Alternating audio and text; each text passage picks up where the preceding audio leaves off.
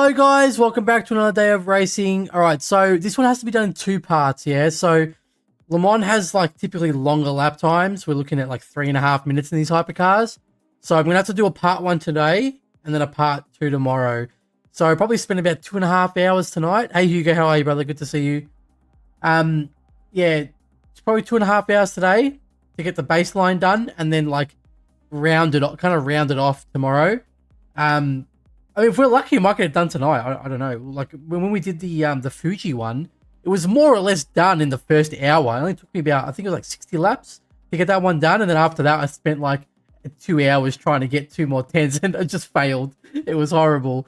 But yeah, we'll see how we go. Let's jump into the game. Wrong screen. Beautiful. So let's get started.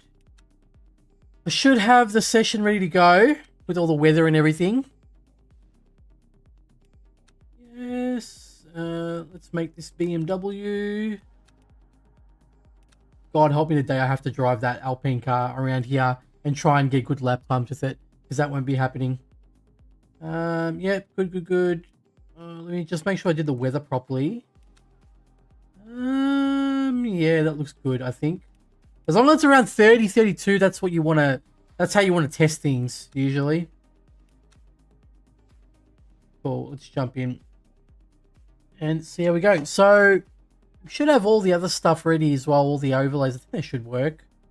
I'm pretty sure I had them all set up. I only use them for when we do these setup videos, but that's mostly what we're doing right now. So, yeah, it'll be like that for a while, I think. But Monday, we do still have our league races happening. So, Monday, we've got the ASA... Monday night series. That's at Interlagos. It's a full wet grid, so full GT3 hypercar grid. Then there's 38 people signed up, so it's a full, like a full race. All right, so setup. We're going to use the fuel default like we always do. Again, make sure we always click on that Le Mans Ultimate sign before we get started. I got the last DLC today. I love driving the 296, but it spins a lot. Yeah, it's very pointy, the car. It's good. It's a good car. It's very pointy. Okay, so let's see here. We've got, balanced. So we're going to make the fuel. Hey, Aston, how are you, bro? Good to see you. So we're just going to make about 32 liters. That's enough for 4 laps. Should be enough. Because I think from memory, BMW uses like 7.6 liters per lap from memory.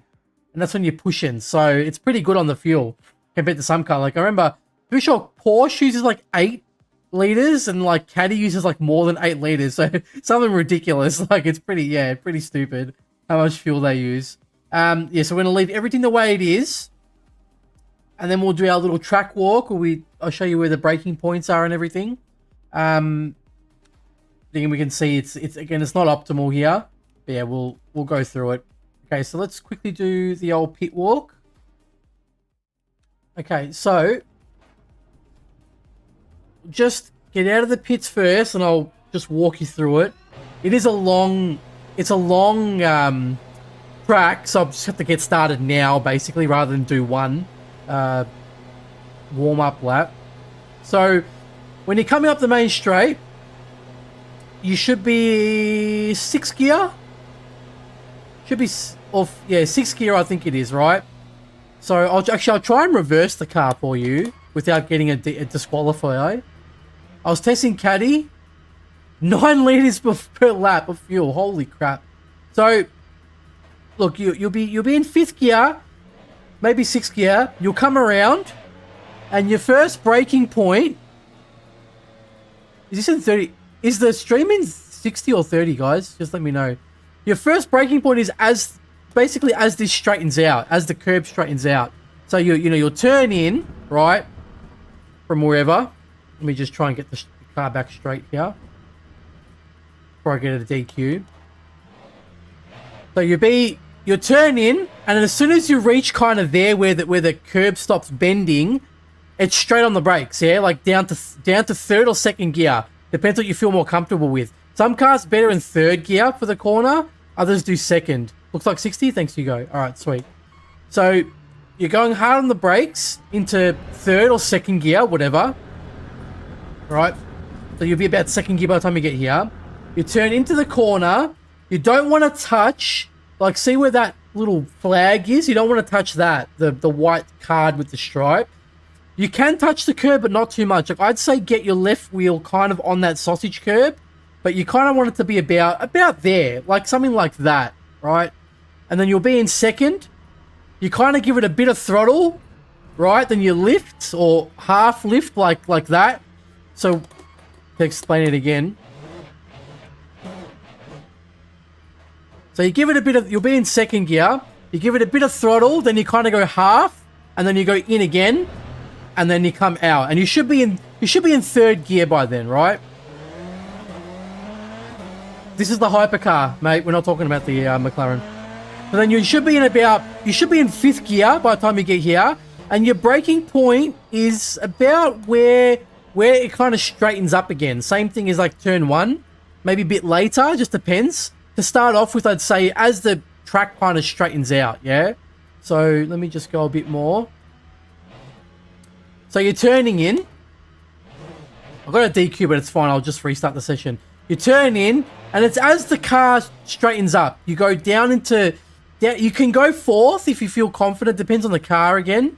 Sometimes third is better, yeah? So you're going down from fifth into fourth or third. Then you come in. You don't want to touch the curb too much. If you touch this curb too much, it'll unsettle the car, and then you'll take longer to get back on throttle, right? So you come in. So as you turn in, right, you come in, kind of get the car about there. That's good. And then as soon as you can, you're going to go full throttle. And then you want to be able to use some of that curb, yeah? Like you want to get the car. The car bounces a lot here, but you want to get it on the curb. Who is that? Hey, Memots, how are you, bro?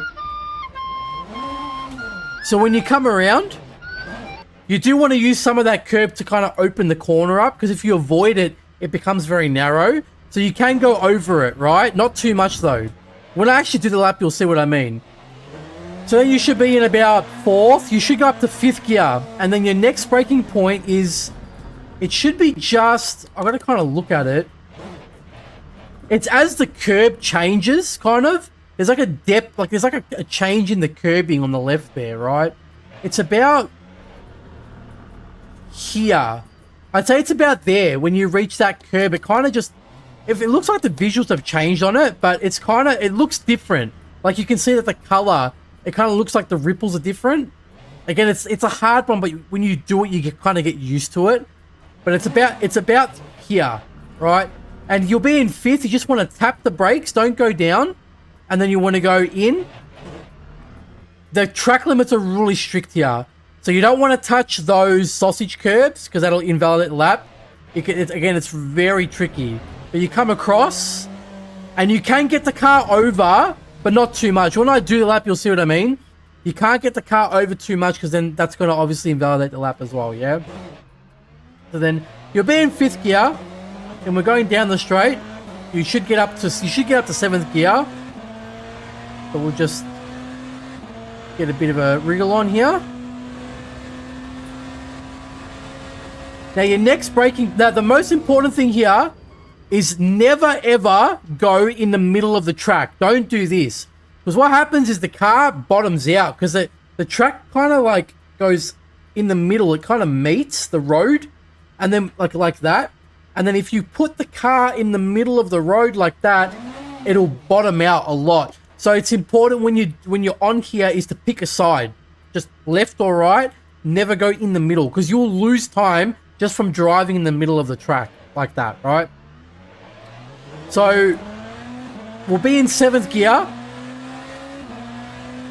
And the first braking point here, when you start off, it's the yellow. See the yellow right there? I'll just reverse a bit. It's that yellow painting on the railing, right? Now, as you get more confident, you'll go past that a little... You don't want to go too late, like... Excuse me. Going to the 100-meter board, that's too late. You're going to have to slow the car down so much, like, unnecessarily, and you're going to compromise the exit. It's not worth it, yeah? So somewhere between the when you get confident, it's between the yellow and the 100-meter board. It's like somewhere in the middle, and that's where you want to be, right? And you're going to go from 7th down to 3rd. So once you're in 3rd, you come in. You can use some of that curb. See some of that curb, you can use that. Don't go over fully because that will make the car bottom out. You kind of just want to get like the right wheel on the curb, more or less. So you'll be in 3rd, right? As you come in, you'll tap the brake again and go down to 2nd, and the same thing. Use the curb, but don't go over it too much. Like, this is good. Like, the way the wheels are now, that's pretty good, yeah? And you don't worry about going too wide with it because it'll open the corner up for you, yeah? So when you come out of this corner, you should be somewhere like that. And then as you come in, you can, if you go a bit too wide, you can use the curb like that. It will bottom the car out a bit, but it's not too bad. But ideally, when you attack this, when you exit out of this corner, you just want the right wheel to be on the curb like that, and then you come out, yeah, and then you come back over. Hey Yanni, how are you, bro? Oh, good. I'm glad I can help you, Yanni. So you'll be in 7th gear by the next braking point. I have used a tip on Interlagos. Oh, did it work for you, Yan? So now you'll be in 7th gear. Again, same thing. Pick a side. Don't go in the middle. Next braking point is when you're starting out, it's like here, like just before the 100-meter board. And then when you get confident, it's like, I want to say at the 100-meter board, but it's like very close to the 100-meter board. Maybe not at the 100-meter board, like there. That might be a bit too late, maybe, right? Just depends. It's going to compromise the entry into the corner. But you go down from 7th down to 3rd, right? So you'll come in. You'll turn in. Same thing. Use the curb. But you don't want to be greedy here. You don't want to go on the throttle too long. You want to go back on the brakes and either keep it in 3rd or keep it in 2nd and really give a bit of trail brake so that you can come into this next corner. You don't want to lose too much time because then you want to use the curb again and you want to come out and then you want to kind of meet the curb like that so that you can then come out over here to the right-hand side. So then, same thing. Pick a side. Yeah, brake migration and brake pressure 100% is going to help you a lot. Definitely, Yan. So again, pick a side, right? Then, next braking point here, you're going to go down from 7th gear to, depends, 2nd or 1st gear. It's up to you. But the braking point, you'll come in. And it's about, like, there, I'd say, when you're starting out. About the yellow. You can see that yellow there? See that yellow painted on the rail? It's about there, right? And you go down the brakes. Again, don't be greedy with it. Because the faster you try and enter, it's going to screw up the exit, right?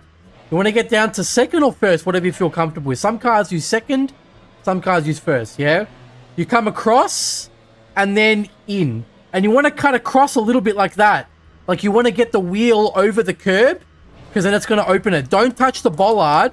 If you touch these bollards here, these green and that's going to give you an off track. So you don't want to touch them. You just want to get it a little bit over the curb, just next to the bollards, and that will give you an exit outwards like that. Yeah, it's a tricky corner. The key there is don't be greedy. Just don't be greedy with it. Yeah, like don't brake too late and don't try to carry more speed. So same thing here. Try and follow the line. So from there you go here, then across again. Now the braking point here, it's going to be, it's about where the green ends. So it's about there, right? About there. When you get confident, you can do it a little bit earlier if you want, just when you start, but try and do it where this green tarmac ends. Okay, that one there. So what you do is when you get there, you go on the brakes, you go down one gear, but you just very gently on the brakes, right? And as the car will stick, it'll come around. And as you come around, once the car straightens up, then you go on the brakes hard and go down to 3rd or 2nd gear. Again, whatever you feel comfortable with, yeah? 3rd or 2nd. Try not to touch the curb, because this curb will unsettle the car and it'll ruin your exit. So just go next to it, and then you come out. You should be in 2nd or 3rd gear here. Now, this is probably the hardest corner. I always get this one wrong. Like, I always struggle here. And the braking point is, I'd say, if you've got the 2 Goodyear signs, right? Say we've got the 2 Goodyear signs here. It's in the middle, but more towards the second sign. Yeah? So I'd say like 75% of the way between this one and the next one. So I'd say it's about like there. Like, don't be greedy with it. So if you're greedy with it, it's going to ruin the entry into the next corner. And you're going to go from, it should be 4th gear. Yeah, it should be 4th. Down to either 2nd or 1st. It's up to you. Depends how much rotation you want, yeah? What I always struggle with here is getting the understeer and making the apex. But you come around, you'll be in 2nd gear, come around, and then easy with the throttle, and then come out, yeah? Now, same thing here. You don't want to go in the middle of the track. Pick a side. You can hug here if you want. You can. If you really want to, you can hug it like that. That's fine, right? Shouldn't lose too much time. But you should be hitting 7th gear, and your next braking point's here, right? The green tarmac, yeah? See how easy these cars lock up? Amazing. So let me just bring it around again. Okay, so as you reach this green here, you go down from 7th into either 6th or 5th, depends on the car again. Like Porsche, probably 5th. BMW, maybe, sorry, Porsche, probably 6th. Ferrari, probably 6th. BMW, probably maybe 5th. It just depends, like, on the car, the setup. We'll find out what the default setup's like, yeah, today. And then you're going down, just down to 5th or 6th. Not too much brake. Just a bit, like a trail brake, right? A little bit of a trail brake. Hold it until you get round here.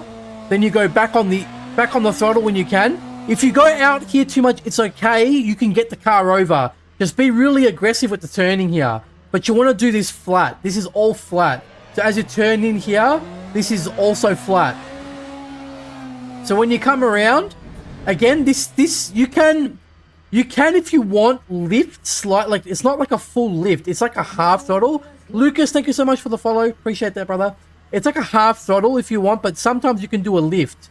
And you want to get the car over to the left, right?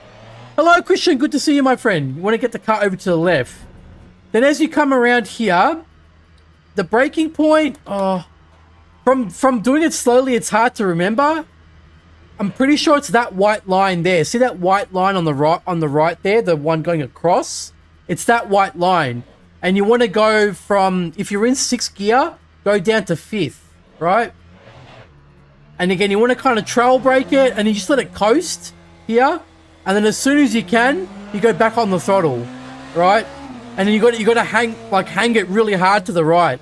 Then the next turning point is when you start out, you can probably use this first red Avis board. See that Avis board there?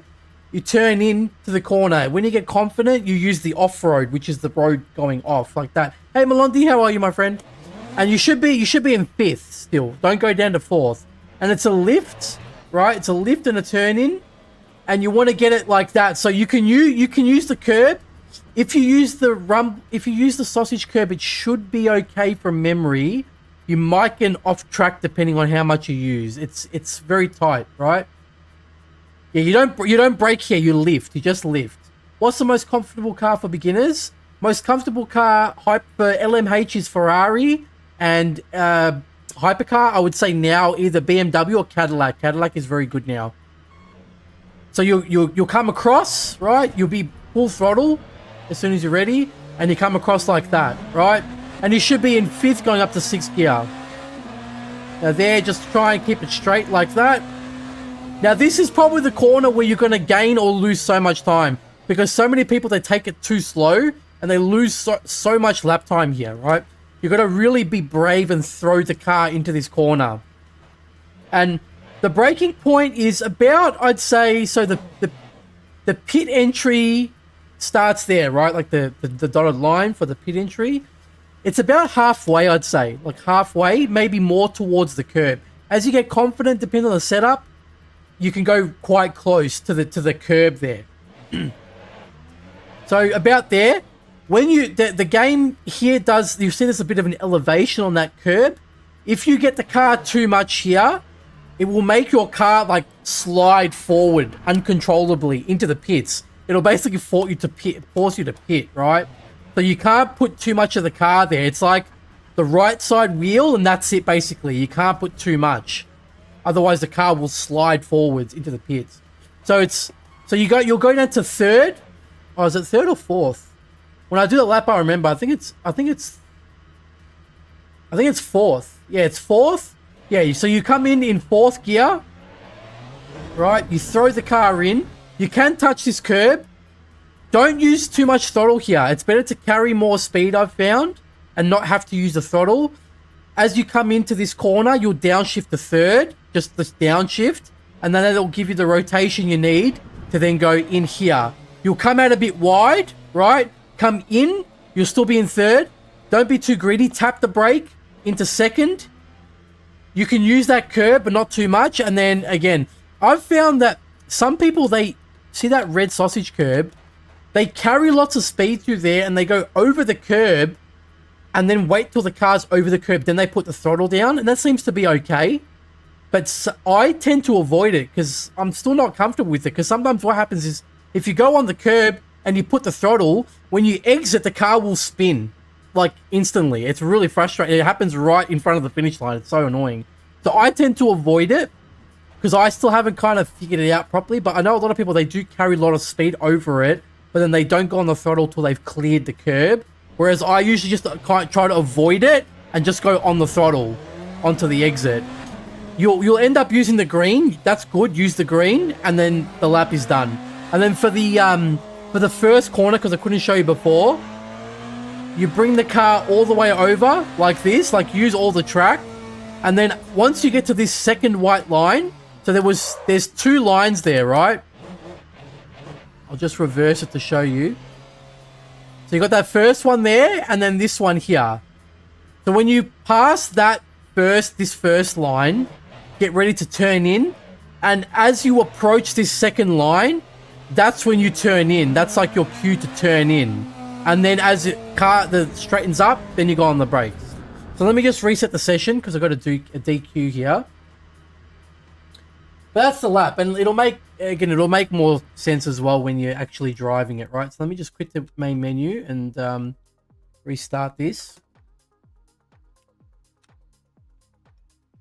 Just 2 ticks.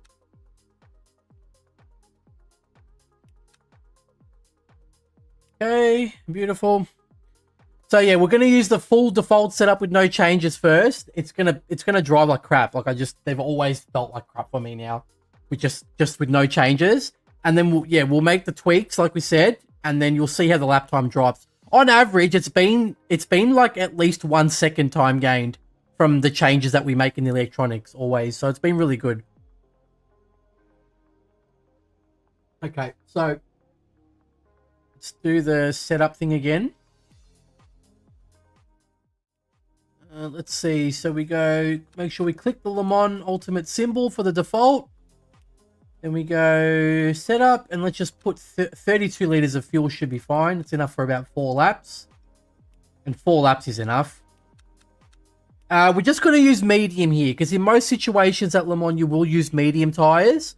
But then when it's cold, like really, really cold, especially at night time, then you will use soft tires. So you can see here, everything is default. We haven't changed anything yet. And then we'll just see how we go. All right, see you in the car. Okay, so let me just get my gloves on and we'll get started. The BMW is pretty good here as well. The fuel consumption's pretty good. It's like I said, if you do fast, like say if you do like 325s on race pace, which is quite quick, I think if you're deploying 30 kilowatts, it's like 7.6 or 7.7 liters per lap. And then if you're deploying 20 kilowatts, it's like about 8, just on 8. So it's quite good. So we'll get the tires warmed up. Yeah, we've got high grip. So it's not the highest level grip, but it's still quite high. So again, you probably... Oh wait, are these softs? I think... Wait, I think these are... 1 second, guys. These are soft tires. Just go back and change the tires. I could tell by the grip. I was like, yeah, it's a soft tire straight away. You can definitely tell the difference. Okay, let's go. Swabs, thank you so much for the follow. Appreciate that, bro. Let's just change it to mediums. You need to practice mediums. Like, even though it lets you use soft, mediums is the one that you're going to use most of the time. So make sure you put most of your effort into the mediums. Okay, so let's just put it over to the tires. Okay, and we'll just warm them up. Le Mans still does use the tire warmers in the game. In the real life race at Le Mans, they don't use the tire warmers anymore. But in the game, it still does use the tire warmers because you can see the temperatures are already at 70 degrees Celsius.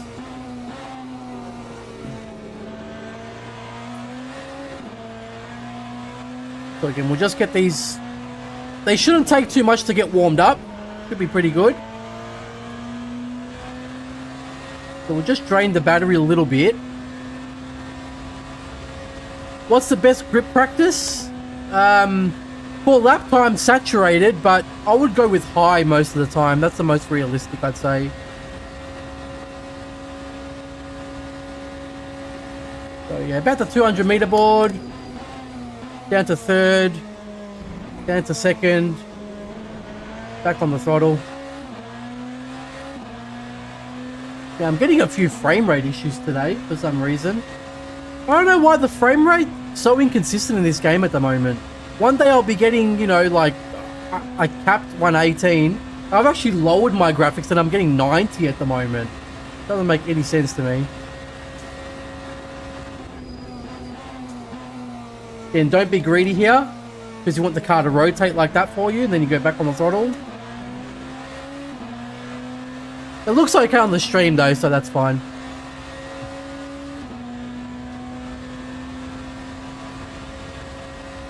So again, always pick a side. Then move over here, and then as we get to the curve on the road. Again, don't be greedy, otherwise the car won't turn for you.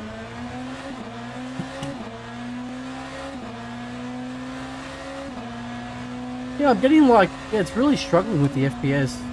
Weird. Might have to redo the, and I'm getting a lot of stutters, it looks like, on my end.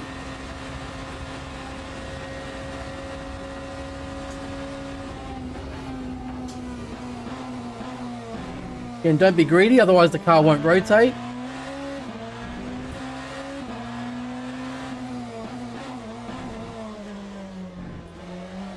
So you don't want to, there's like a little hump on that inside curb.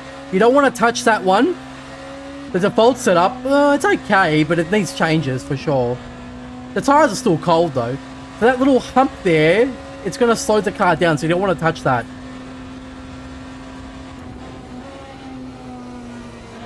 So as soon as you can, back on the throttle. And this is all flat.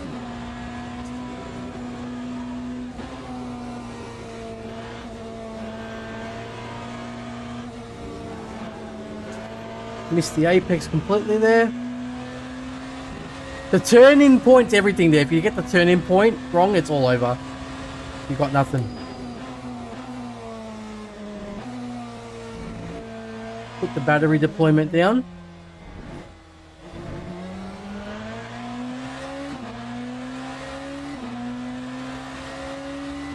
Probably have to put it down again now because it's quite low.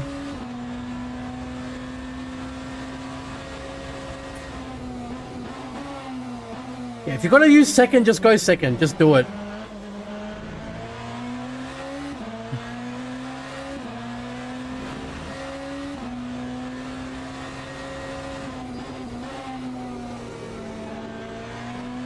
And use the curb. See how I put my right wheel on the curb there?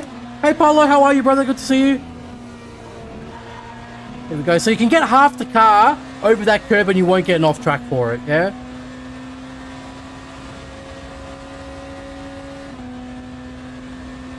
So we stay on this side, but then before the braking point, we go onto that concrete area to open the corner up. But don't go on there now because it's uneven and it will slow the car down.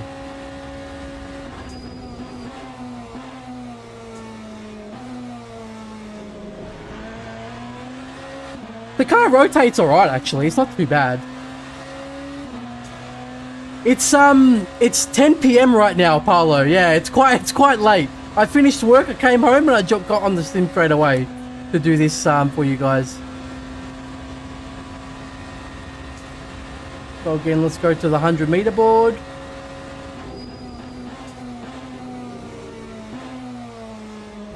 Bit slow, but that's okay. It feels alright. It's not bad. I think it's using... I think the wing is 3, so it's not too bad. It's not super low, but the car feels very stable. Like it's not...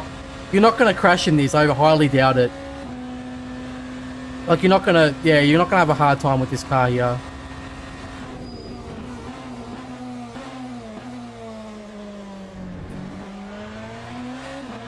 Yeah, we use that curb because it helped us open up the exit.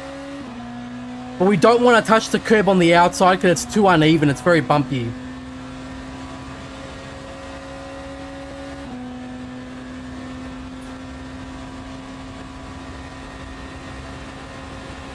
So here where the green starts again.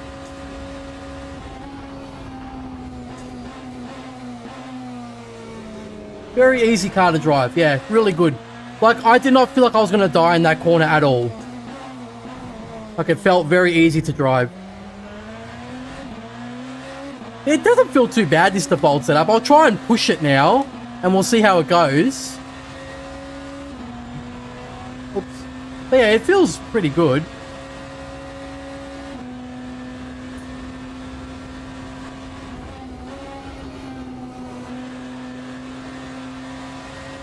You might need to do 5th gear there, though, I think, yeah.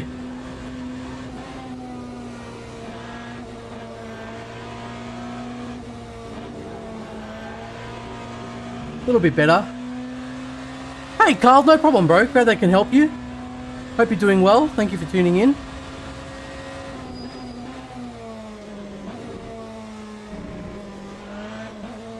Oh, a little bit too much there. Too greedy on the throttle. That's okay. It's not bad, the default, actually. Have you tried the new Ferrari wheel yet? No, I haven't made it. I haven't made it yet.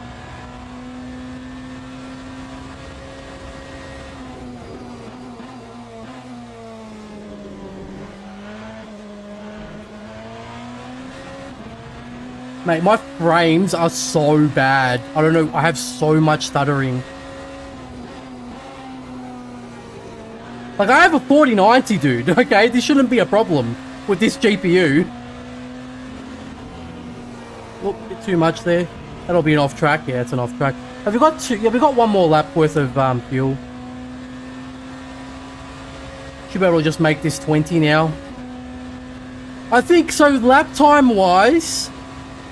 I don't know what it's gonna like. I don't know what it's gonna be like in the default setup. I think if we can get a 325, should be good. Like a 325 will be good. If you can do 325 in your Hypercar fixed races, then you're doing fine for quali.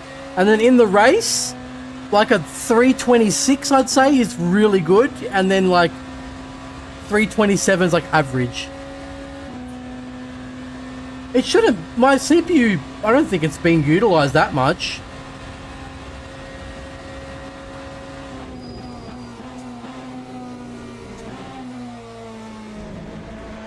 But that's what I mean, I never used to have these issues, so I don't know why it's happening now. Like, it's sitting at 104, but it's just like stuttering.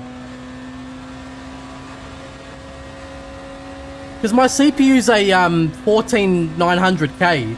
It's like, you can't, it's like, I think can you get better ones now? You can, can't you?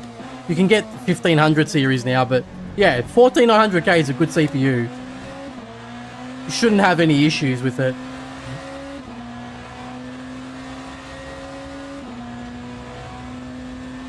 We should be able to do 1 more lap. Yeah, we've got 1 more lap.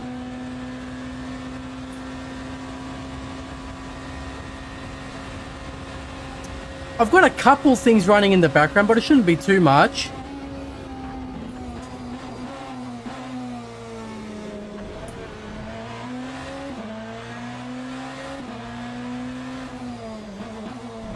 So I'm just going to have to deal with it. Can't do much about it. But AMD new series the quickest? Okay. Maybe. It's hard to tell while I'm driving because it's all happening so fast. You know?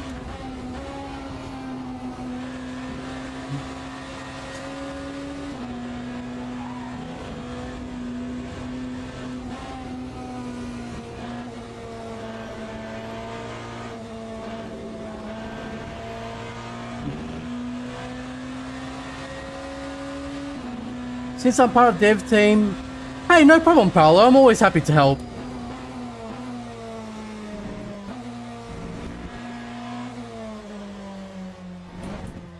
So I avoid it. I avoid the curb.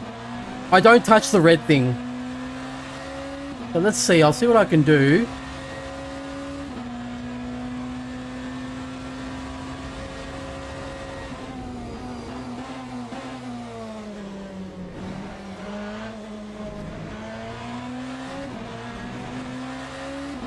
Not bad.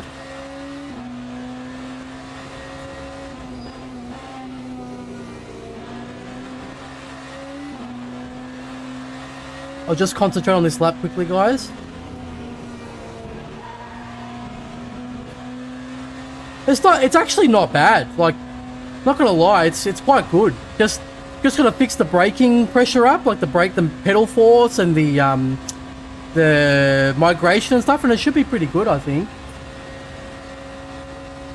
Hey, thank you, Paolo. Appreciate that.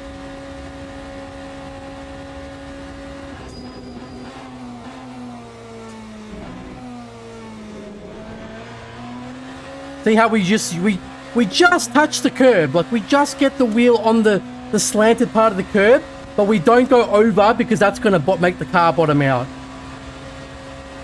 Yeah, it's weird because I never used to have this stuttering issue. It seems like it may have gone down though a bit now, like it's stopped a bit. Really weird.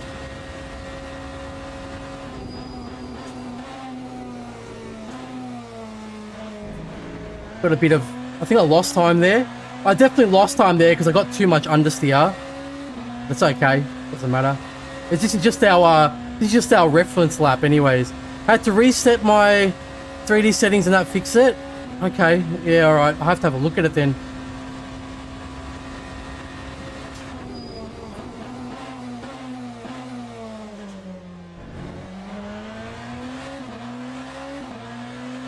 Yeah, we gained a bit of time there. It's a bit slow, but it's fine.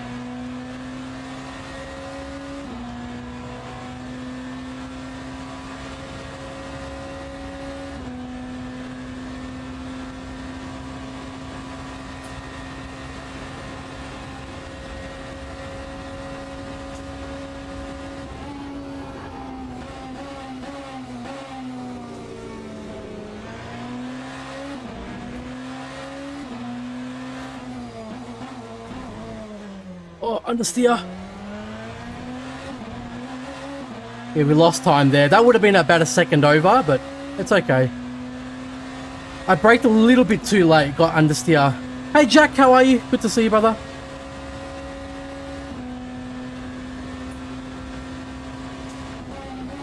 Oh, a bit too much.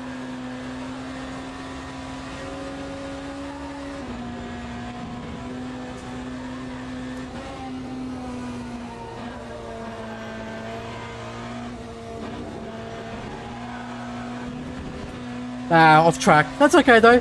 Oh, do I have to do another one? I might have to do another lap though. So it'll be a 3...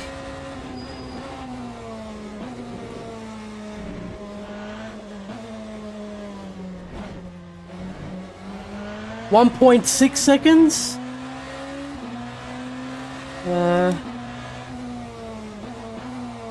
I'll just have to do it again because I invalidated it. 500 with forward, no stutter. Yeah, I've never had stutter before either. It just literally started happening today. When I just, yeah, because I was doing Interlagos yesterday, or the day before, no issues, but it's fine. I probably, would it help if I, hey Lincoln, how are you, brother? Would it help if I, can you re-download the shaders or something? The custom shaders? Yeah, but the thing is, Lincoln, I use dual PC stream, so I'm not using any, like, all the broadcasting is done on the streaming PC, so it's a separate PC from the game. The only thing that the game that I do on this PC for the game, that one, yeah, I might try that. The only thing that the game does is I have like it's mirrored onto the capture card, that's all. Which uses like, I think that uses like 1% CPU, like nothing.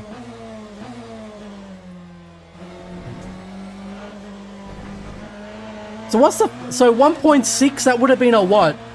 326, 4? No. 326.6, I think? Something like that? Yeah.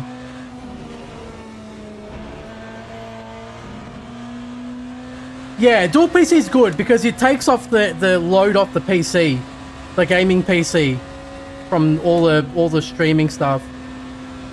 The stutters aren't as bad now. That's what I mean. It's very weird, but it's okay. I'll just deal with it.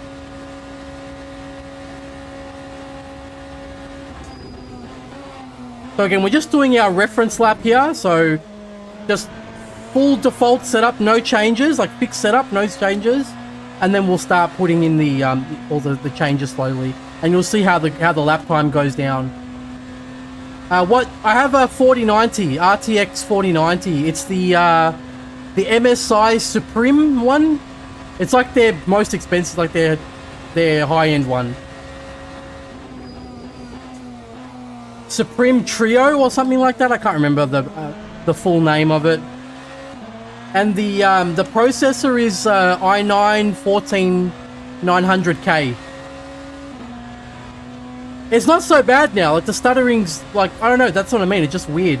Maybe one of my maybe it was doing Windows Update in the background. I don't know. Maybe. Yeah, I don't see any stutter now. It's fine. And my FPS is like 116. Constant, yeah, 116 constant. So maybe it's fixed now. Yeah. I usually run the game at ultra, like the ones that have the ultra setting, I can choose it. But then I've just recently put it down to high, just because I've been doing just these lap videos, so I don't really need to have fancy visuals, you know. So I've just put it down to high, but I still have my ultra. Yeah, I run everything on ultra usually. Yeah, just lately I've been running on high. That's what I mean. It's like I put the graphics down and then it starts stuttering. That doesn't make sense when it was fine before. I think maybe it was doing a Windows update or something, because I haven't turned the PC on for like maybe 4 days or something now, so that could be it. Can we do 6 gear? Oh yeah, we can do 6 gear.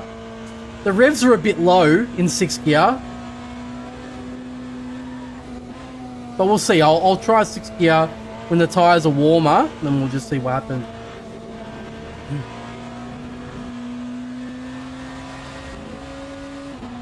Yeah, so fastest time with the esports setup, fastest time here, quali for me is 3:24.7 or something. I think it's like a 24.7 or 24.5, something like that, yeah. That's with medium tires in quali. And then in the race, it's 25.9, I think, was my fart with the race fuel.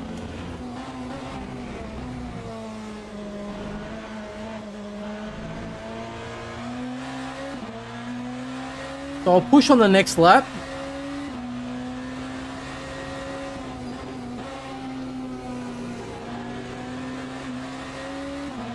I'll check chat on the straight, 1 second.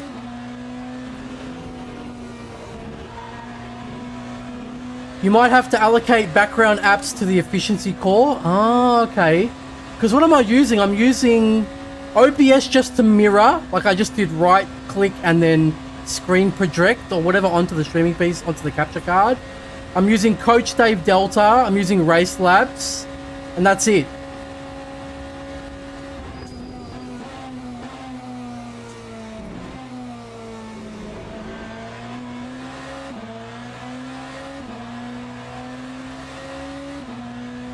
Are you gonna do Le Mans weekly? No, I'm just doing the setup.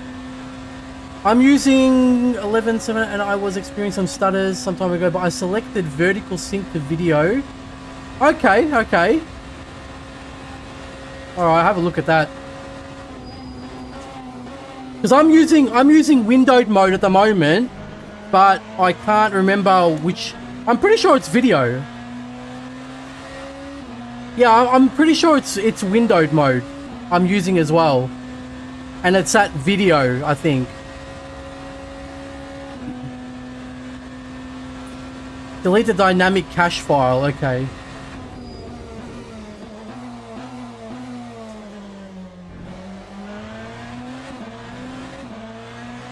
Hey Chopper, how are you, brother? Good to see you. Yeah, it's weird, Paolo, because like I said, I have the stutters again. It's happening again now. Yeah, I'm getting it again. It's not so much stutters, it's just choppy, like the frame rate's dropping. Yeah, weird.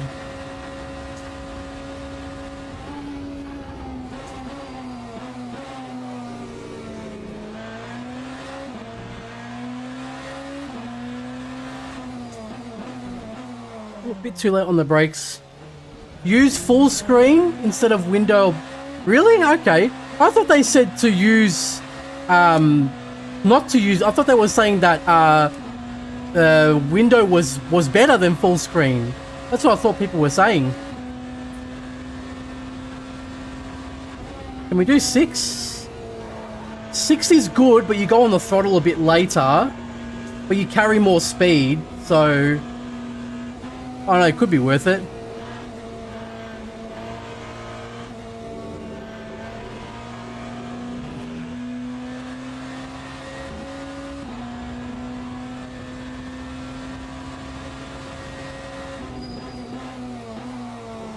The only annoying thing is I think when you run the game in windowed mode and you try to put another window on top of it, it won't let you use your gears.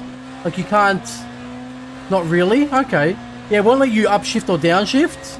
So I can't put like the, what is it called? The process thing.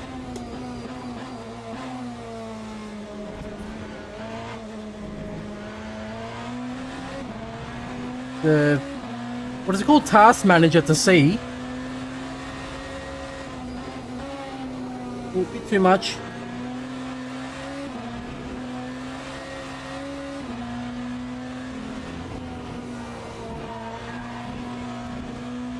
Yeah, the stutters are a little bit, they're happening again. Weird. Okay, yeah, I can change it to full screen. I had a talk and kept games on performance core and allocated background app to... Okay. I didn't even know you could do that, to be honest.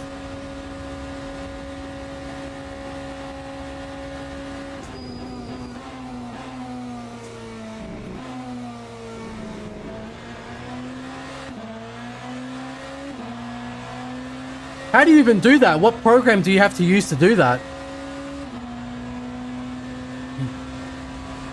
So yeah, it's sitting at 116 now, 117, so it's fine, like, yeah, it's so weird.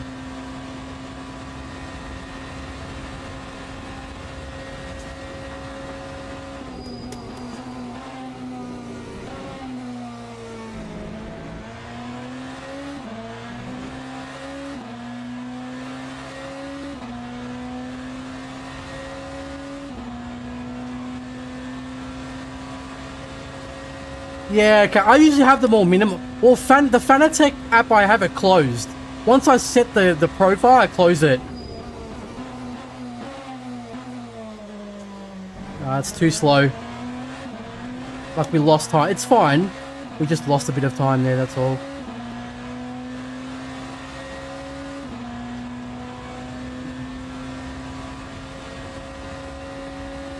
You can allocate apps to the task manager. Okay. No, I didn't know that was a thing. That's pretty cool.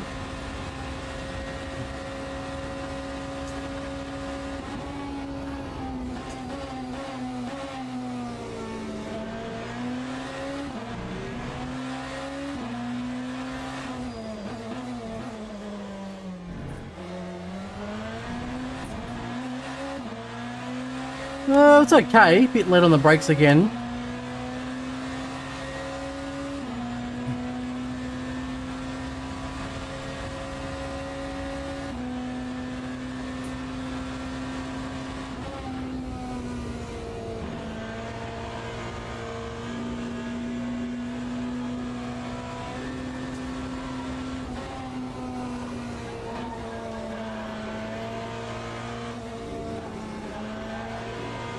bit slow.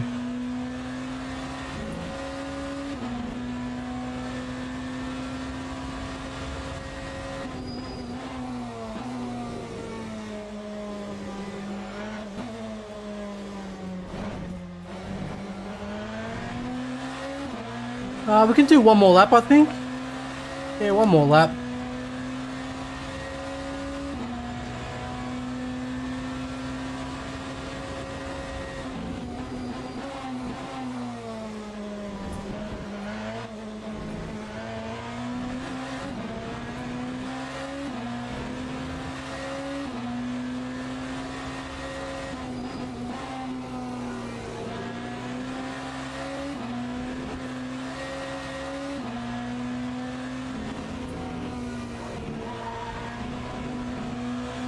We lost it.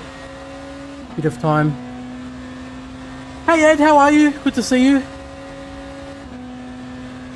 I recently activated TRAK Titan. Could you show how to activate? It doesn't work on LMU. Ed, unfortunately, I can't use it because it doesn't work on LMU. They don't support it.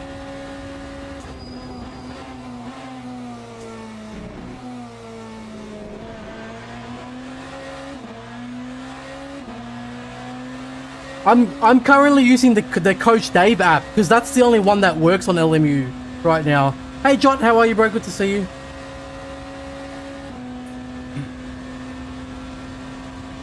It's not bad. I think even with this setup, you could probably get a 25, I'd say.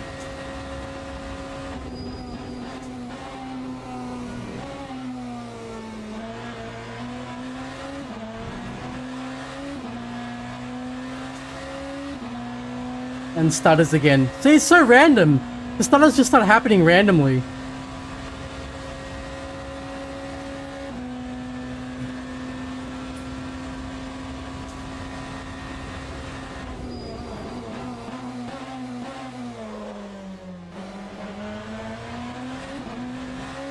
Oh, we braked later, so we didn't actually lose too much time because we braked later. No, you're fine, Ed. It's yeah, TRAK Titan doesn't work.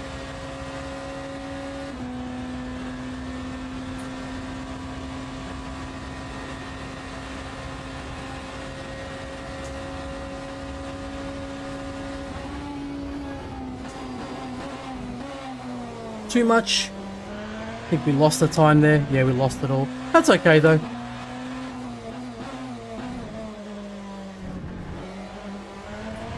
And we lost it there too. So if you hit that little hill, it's too much curb. It'll unsettle the car, and you actually lose time there. I might be able to gain some more time in the curve, but I reckon yeah, you can get a 25 with the default setup. You can get a 25, I'd say. Too much understeer.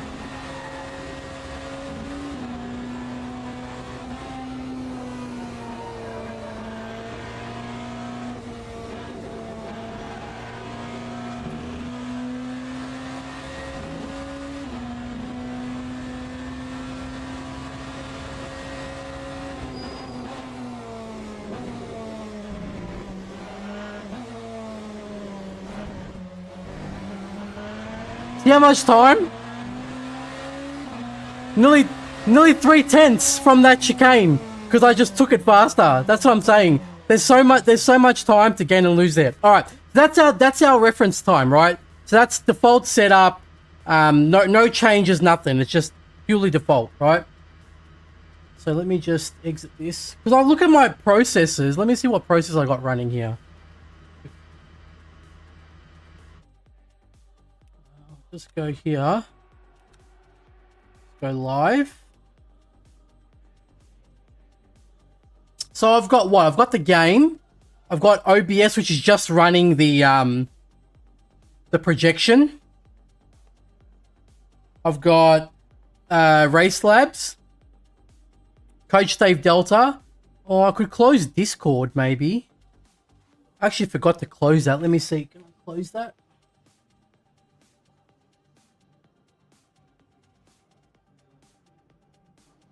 See if that does anything. And yeah, I've got SimHub running. So it's all just like menial apps. All right, so let's look at the... So now we have to do a new session because that's the reference lap. So Coach Dave needs us to exit that. Yeah, okay, so it's here. So it's 328, 326.2, sorry, right? So now we'll go back out and do a new session because then we can, that will log and then we can use the new setup to then compare, right? Once we make some changes. Honestly, it didn't feel that bad. It was actually okay. I didn't mind it at all. It just needs like, yeah, once you change the pedal force and the brake migration, like you're pretty much there, to be honest. Like you don't need too much, like the car's already rotating okay. Like I think I'd want to try and get it so that I can use 6 gear in Porsche curves and then just carry a bit more speed in the chicanes. But honestly, that was already pretty good. Like I didn't feel any issues with that setup too much. All right, so first change we make always, wait, after this, we just put the fuel down. But first change we always make is wheels and brakes. Wait 1 second. Come on. So powertrain, we go down to 32. And then wheels and brakes, we go maximum. And then we go maximum on the... Sorry, can you guys see that properly? Sorry about that. So it's always these two first. BMW, so good with 2.5 on the front. You pretty much always use it unless like there's certain tracks where like you would make it 2.0, but it's usually always 2.5 on the front, yeah? And 100% on the brake pedal pressure. And you'll just be able to brake later. That's all it is. Okay, so that's all we're going to do. Make sure we've got medium tires. And make sure we've got the fuel was 32 liters. Beautiful, 32. Right, let's go over. Let's just see how we go now.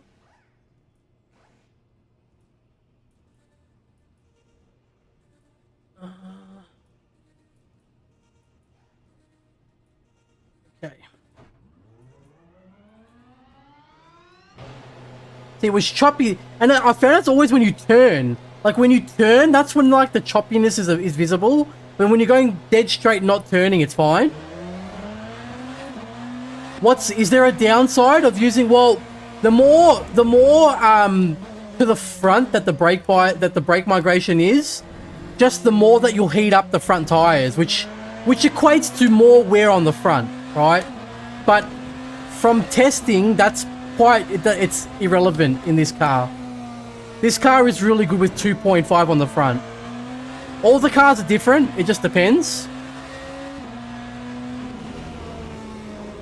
But yeah, 2.5 on the front is fine on this car. It's not going to ruin your tires to the point where it's a noticeable difference. It's not. Even with LMP2, can you adjust the brake pressure? Nah, I think on LMP2 it needs to be lighter. From what I've seen, it needs to be, isn't it like 80 or something? 80 something? From memory. That's just because that car's hard, like really, it's really tricky on the brakes, the LMP2. You can't do much about that. It is what it is.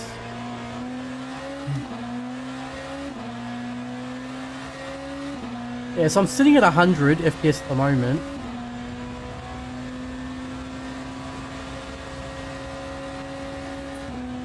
But we'll see if I can get it done today. If I can just get a 325, I'm happy, right?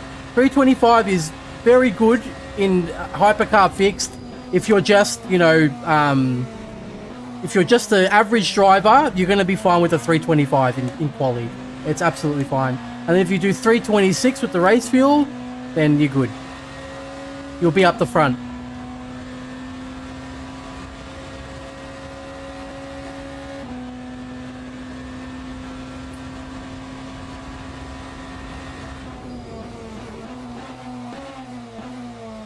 And yeah, you can see I'm braking harder, and it's fine. Like I'm not losing the rear or anything. The number of walls I hit in the face, it's very, yeah, I know. I drove it a lot when the game first came out. I drove the LMP2 quite a lot because it was a very fun car, and it was always very hard on the brakes. Although I think back then you used to use 94%. Hey Wiggles, how are you, my friend? Good to see you as always.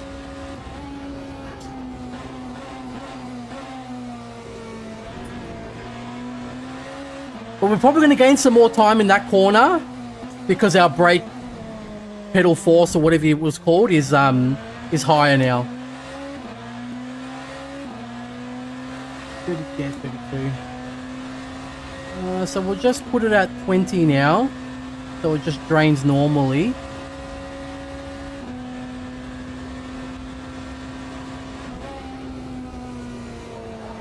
Yeah, it gets a bit of understeer. If you're using 6, you get a bit of, like, I don't know, something about, like, the car just kind of doesn't turn in as much as you want it to. But it's fine here on this, like, the rest of this part here. I'll probably play with the anti-roll bar to try and make that corner a bit later. But we'll see how we go.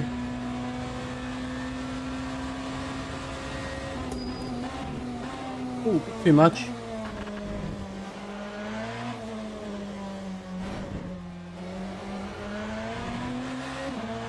Yeah, use the green tarmac there and then just come back onto the track and you won't get the off track. You won't get an off track and it works quite well.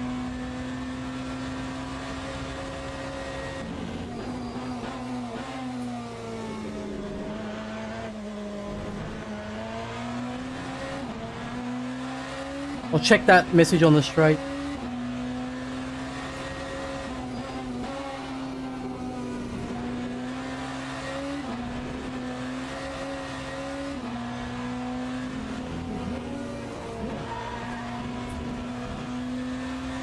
Dosberger, thank you so much for the follow. Appreciate that. Are you going to the virtual 24-hour of Le Mans, assuming it happens this year? Am I going to do it?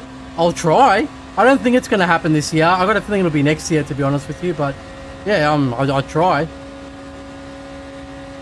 I don't know if I'm quick enough, to be honest with you, but yeah, I'll try.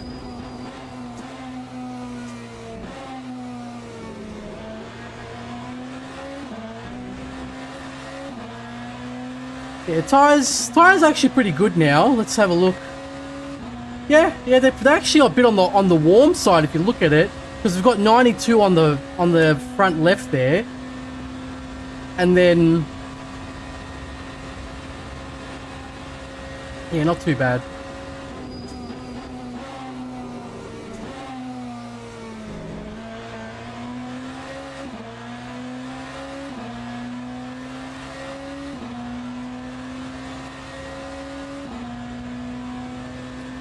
So I reckon we can get into the 25s with this, and then we can get it to hopefully mid or low 25 with some more changes to the roll bars and whatever else.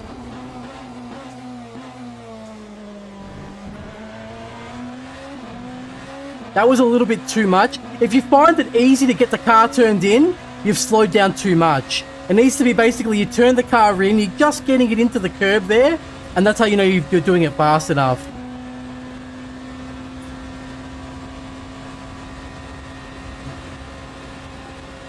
Should have 2 more laps, I think.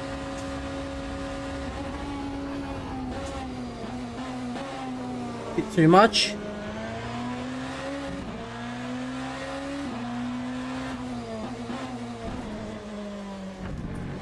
Too much curb. So if you hit that curb, you can just touch it, but if you go over it, it's too angled, and it ruins your exit speed.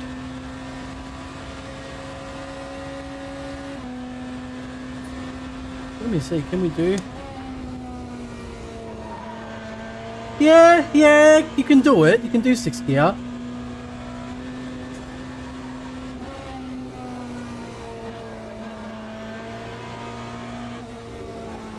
Ooh, bit too much. Yeah, I think we're gonna play with the anti-roll bars a little bit.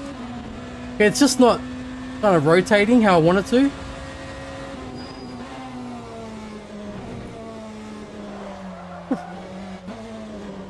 Not bad. Too much speed.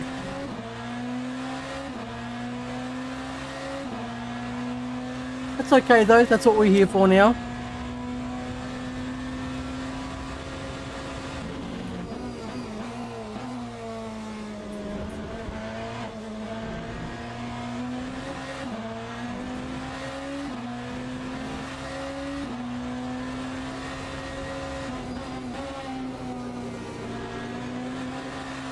That was good.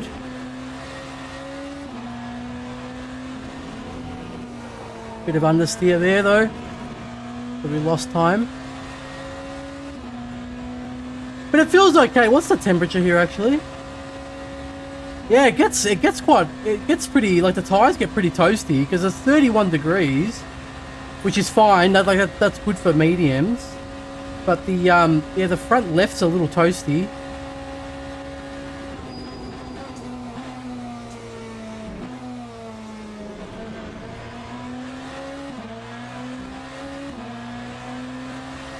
Should be able to do one more. Yeah, we've got one more lap after this.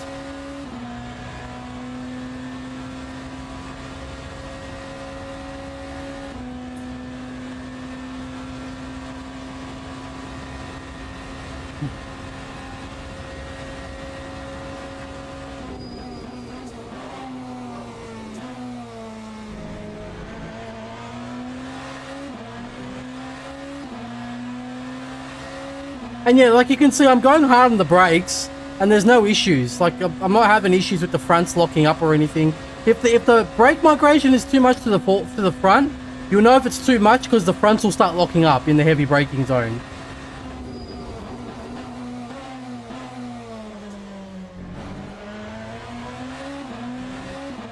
Yeah, the BMW is really good on the throttle too. Like when you put the throttle down, there's next to no wheel spin. It's quite good. Coming out of those slow corners. Like Ferrari or like a lot of the LMH cars, you can't put your foot down like that coming out of corners. Especially the slow ones. It's just not gonna... The car will spin.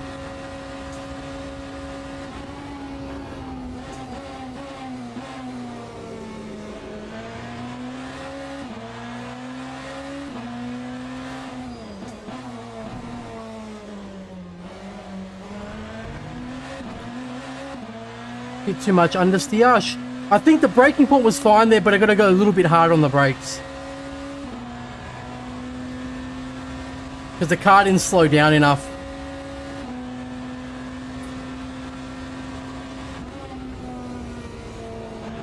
Yeah, it turns pretty good there though.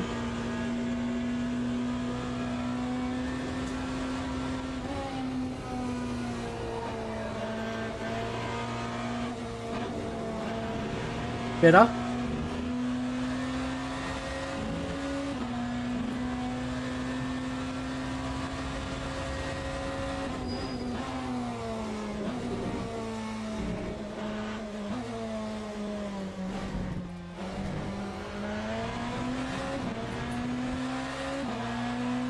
Yeah, okay, 26.3. We can definitely do better than that though.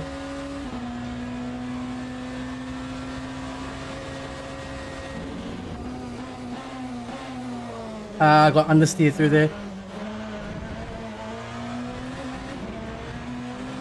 See if I can save it.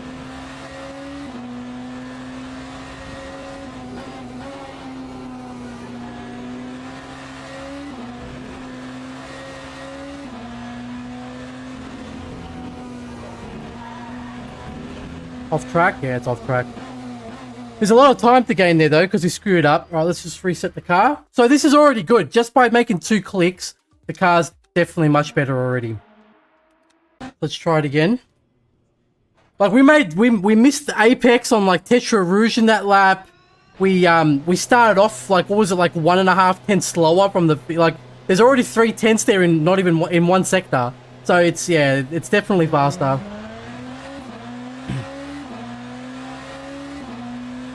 I don't know if I would even change, like, the brake bias is fine. Like, I feel like I can brake quite late. The rotation is good. I'm just wondering if I would change anything in the anti-roll bar. Like, I would maybe lower the front anti-roll bar by 1. But in terms of the rotation for the corner, it actually feels pretty good. Like, it's not too, there's nothing really standing out for me. So a little bit, like a lower, what's the front anti-roll bar at now? Yeah, if we make it P2 on the front ARB, we might just get a little bit extra turn in. Do you think there are vibes that are not primarily hitting the fronts in high speed turns or just too unstable? I think at Le Mans you're gonna heat up the fronts anyways, like that's just the way it is. Like, I think from memory, whenever I'm driving at Le Mans, my front left is like always on fire. Like, that's what I've noticed from memory. It just depends on the track. Like, so far, I think the worst one for tires would have to be Interlagos. It's horrible, man. It just eats through the tires. It's like worse than Portimao, Algarve, whatever you want to call it.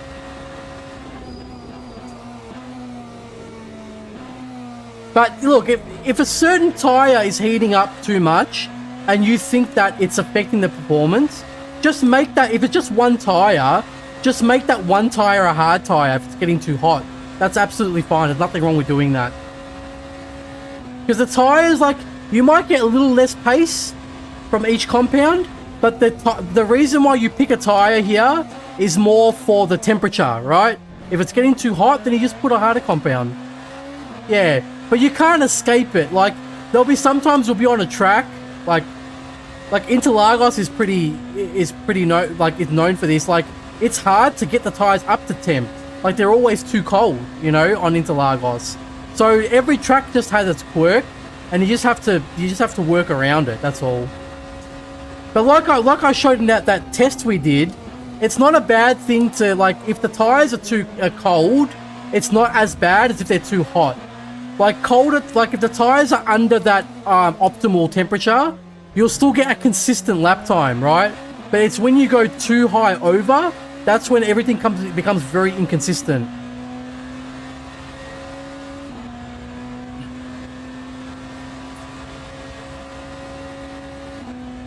Okay, so let's see how it is. I think 6 gear is fine. You just gotta trail brake it a bit more, that's all.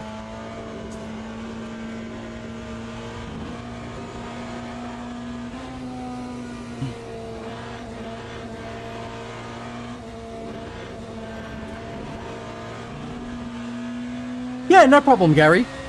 My pleasure. Yeah, over 95 is too hot, I would say. Yeah.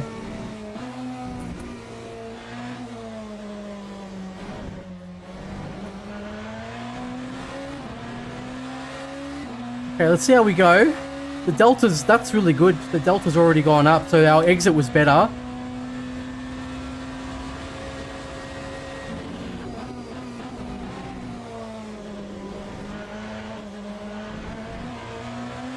The car is really good in that corner. That's really easy. Compared to some other cars where it's really scary there.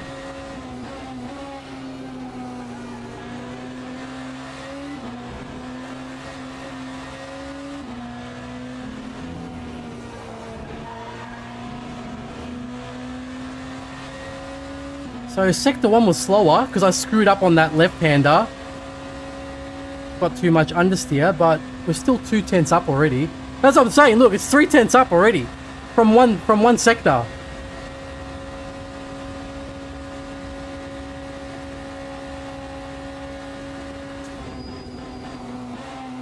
Oh, a bit too much.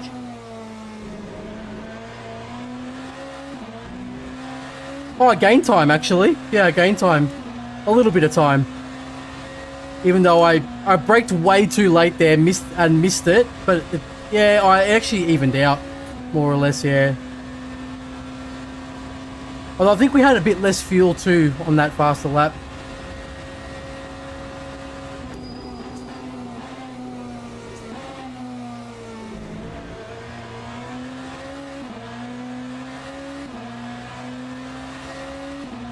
It's about the same at the moment.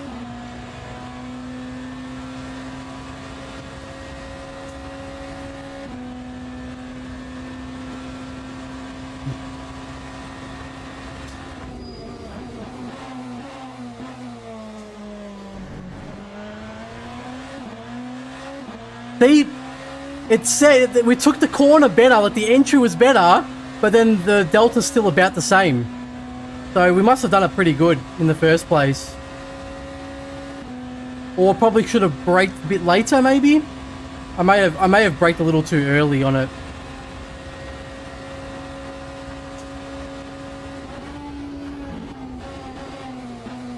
Oh, a bit too much. Yeah, if you can take more in the chicanes, like that's where all the time is really.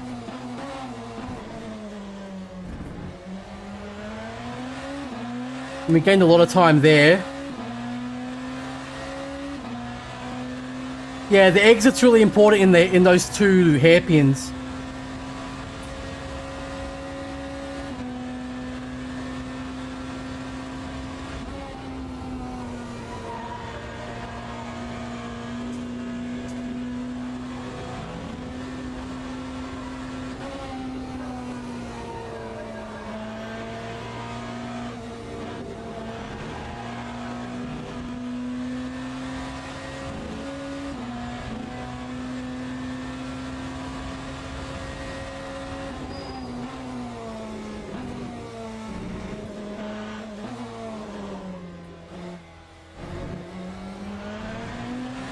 Too much speed. It's okay. 26.1. We can get it. We can get a 25 easy with this. I'll check those messages on the straight.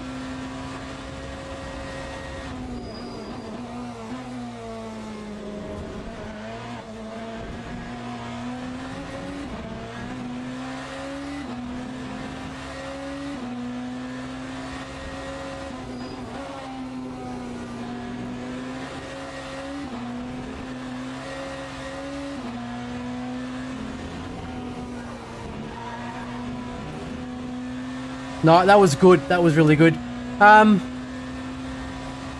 Is it useful to mix the tire comp? Yes, yes. Like when you do Fuji, it's very common in Fuji to make the left front or left rear. Can't remember which. 1 second.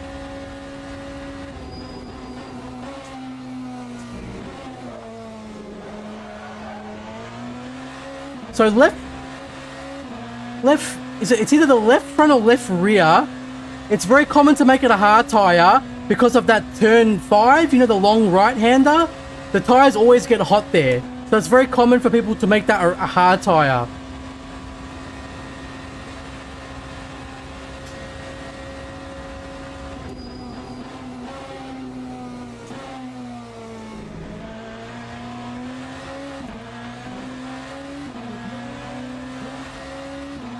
Ben Reese, thank you for the follow. Appreciate that, mate.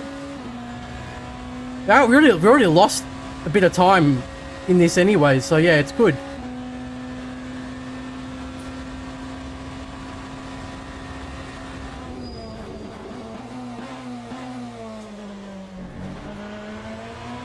See the delta? That's what I'm saying. It's like we just gained like 2/10 there, right? Because it's just a little bit of later braking. That's all it was that did it. The delta's up 3/10 now just from that. You gotta be brave there and just brake late, but make sure you get the car slowed down for the exit.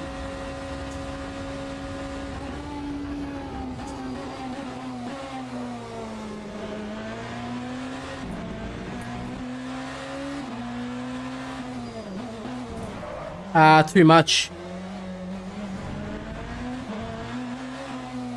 I got one more lap.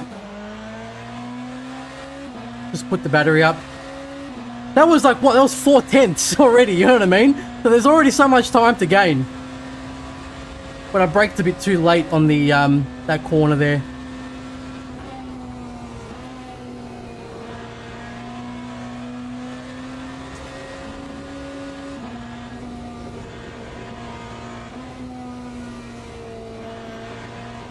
We should have enough for one more lap, I think. 1.2. Yeah, I think we're okay.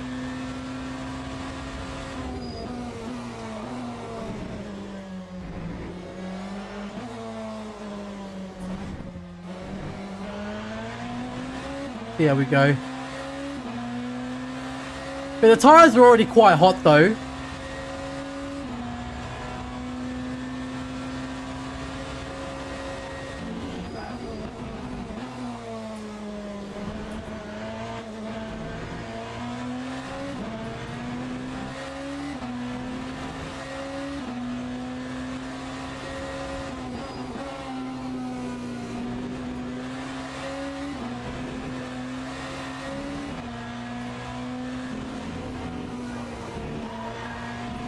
Lost a bit there. Oh, not too bad.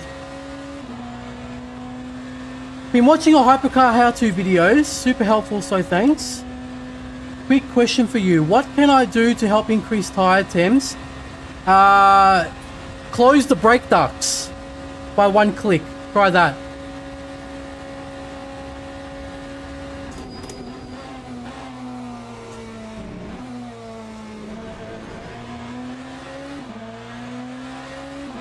Yeah, close the brake ducts. Just one click on each and see if it makes your tire temperatures higher.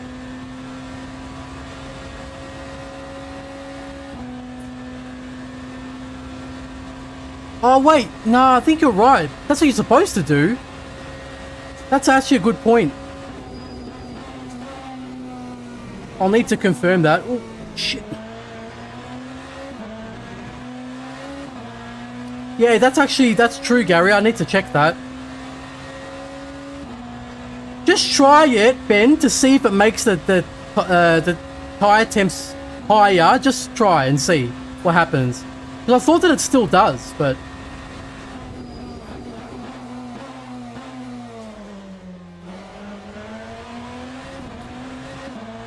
I lost it. See, we got the 2/10 in the last time, but then this time I braked too early. Hey Rogue, how are you, brother? Good to see you, my friend. Hope you're doing well. Yeah, that could do as well. More toe camber.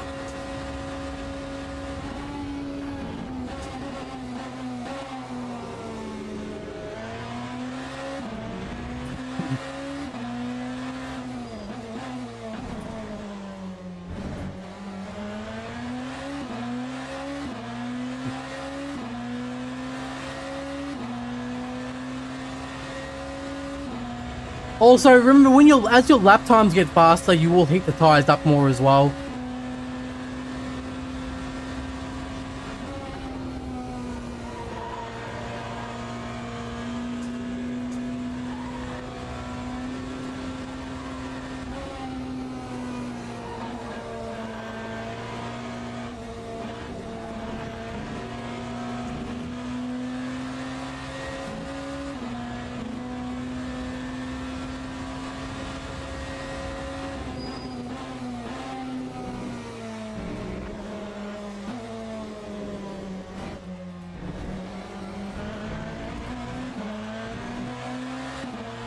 Yeah, 25.6 already. It's already 25.6. Like, this is actually already quite good. All I did was change to... Did you see how the lap times changed, though? That's almost... What was the original? Let's have a look. Like, that's crazy, man. Like, how much time you gain just from changing the brake pedal pressure, or whatever it is, max pedal force, and the brake migration. You just brake later. It just means more time. That's all it is. You've given iRacing the flick? Bro, I haven't touched iRacing since LMU came out in February, man. I don't know, I tried LMU because like it came out and I was like, I'll try it out because I love, you know, WEC and the hypercars. I'll try it out, and then since I played it from day one, I haven't stopped playing it. I became addicted to it. Like, I haven't played anything else. Literally. So if we look at this now, I'll show you guys. Like, there's more time here. So that was a what? What was that? A 3:25.6, yeah? There's still more time there. Like, I don't know if I could make it a 3:24. I'm not sure if that one's possible. Maybe. But we can get it at least 3:25.3, I would say, at least. And then if I make... Because the thing is, like, I always usually change the anti-roll bars, but it's just turning. Like, it's doing what I want it to do. I don't really... Maybe in the Porsche curves, I could use it a little bit more. But it's actually quite good already. Like, I just literally made 2 changes. So I'll show you the comparison here. We'll flick over. Here. Okay, so 3:25.6. So if we go to... Let me just bring this over for you guys so it's in the full screen. This is the Coach Dave Delta app. So if I go driving and then compare this lap with, we go load, and then we go It'll be my best lap. So 3:26.2, right? There's a 0.6 different there, and we can get more. I reckon we can get we can get a 25.2, I reckon. I think it's possible. 4 to 5 tenths to be found for sure with the current setup. Yeah, easy 4 to 5 tenths. But we can analyze everything here, right? So first corner, if I just click and drag this, we brake. So we're braking later. See the right hand side, the bar there, that's the reference, that's the original lap, and then the left hand side is the current one, right? Alex, is there any chance you could help with getting better quality videos on YouTube? I uploaded my race, but it's crushed the quality so much it looks like 480p when it's 4K. That's weird. Why does it do that? Just send me a DM and I'll have a look. Because I just, especially if when you render it, it's 4K, then it should be quite a good quality. But yeah, send me a DM about the actual situation. I'll have a look. So if you look at the brake, see on the right-hand side, the reference, I'm already braking, right? I'm still haven't started braking yet.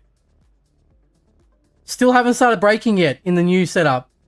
There we go. And there the braking starts. And if you look at it like, so I'm already 32% on the brakes by the time I start hitting the brakes on the left-hand side, right? And we've already gained, if you look at it, we've already gained, what is that, like a hundredth just from before even the braking zone, which is like, when you think about it, it's like, you shouldn't even be gaining time. You should be braking the same point, right? But by the end of it, we'll see. Because I think I did that corner a bit slow because it felt, whenever you do a corner, if the wheel feels loose and not super tight, that means that you did it too slow. You should always, if you're right on the edge of grip, always in a corner, the wheel should feel tight because you're going as fast as possible through the corner. So that corner felt loose, which means you could probably do it faster. Or I could carry more speed through it. So let's have a look. By the time we exit the corner, well, that series of corners, we're up by 1/10. So we gained 1/10 from one corner over the old setup, right? And then if we go back out, I think I screwed, so that's that there. I gained a little bit of time there as well, because again, if you look at this is that downhill into the left, this one here. So if we look here,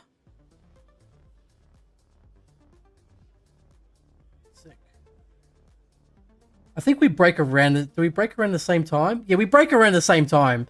I just break a bit better, and you can see like the dotted yellow line is the old line from the reference lap, and then the blue one is from the new lap. Ivalid, thank you for the sub on YouTube. Appreciate that, bro. So you can see how we make the line tighter because we're able to get the car rotated a bit more from better braking, right?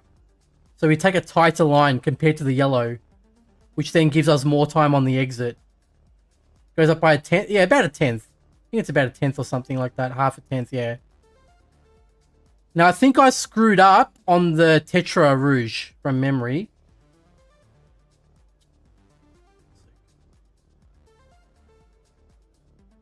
Go back out.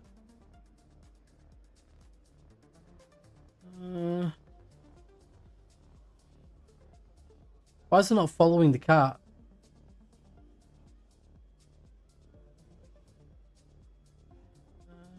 Toggle. How come it's not following the car now? Whatever, we'll get back in. It's faster. We know it's faster. So I'm not going to make any changes. I just want to see what it's like now. Like, I'll try again. Try and make it faster. On DaVinci Resolve, it's set to best. So that's... Yeah, I think mine's set to best as well. Because I'm using DaVinci Resolve as well. Are you using the free or the paid version? Because I'm using the paid version. Yes, Wiggles, I did finish the Lego. The Peugeot's complete. The photos are in the Discord for you to see.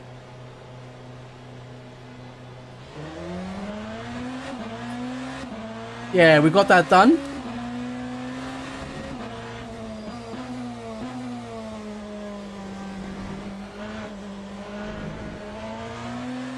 Okay, just put the battery up a little bit.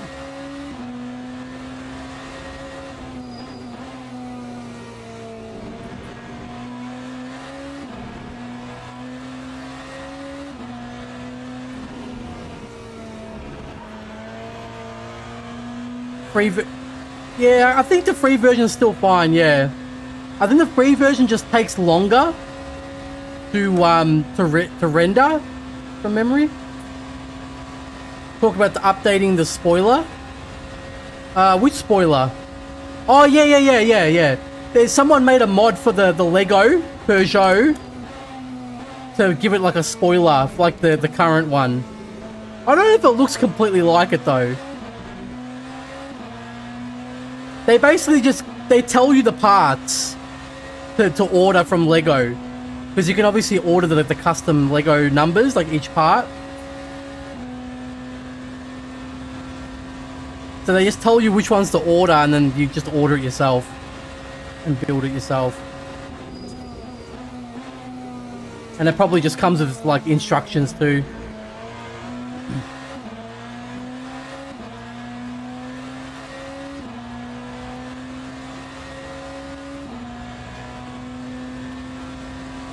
Yeah, same Jimmy. Yeah, I haven't touched anything, Jimmy, since LMU.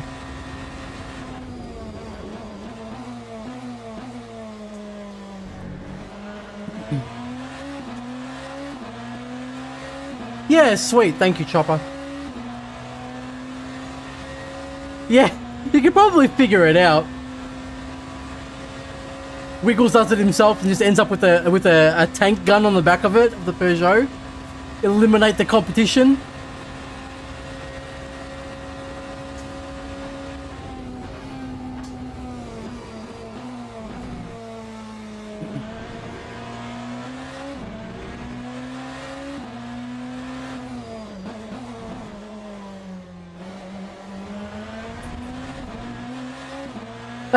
Yeah. I've got 3 Technics, but they're mostly small ones.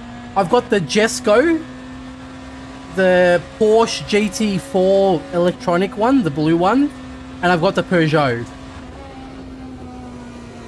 And then I've got some Speed Champion ones, like 4 Speed Champions. Like I have the BMW, like the BMW GT3 and the Hypercar. I've got the Porsche Hypercar.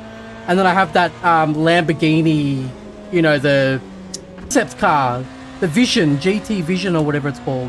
The camo green color car.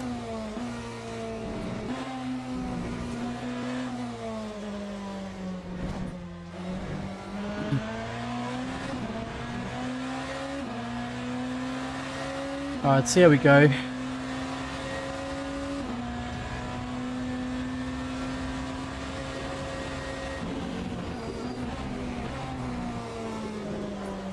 Too much speed.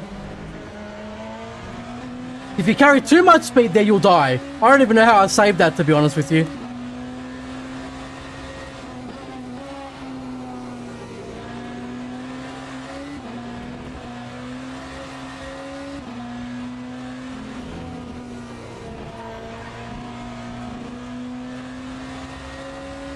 Not that I can see. Haven't uploaded. Yeah, I don't think so. YouTube just takes what you give it, and then, but it's usually always like, I've always uploaded in 4K and I've never had an issue. Like if I do 4K.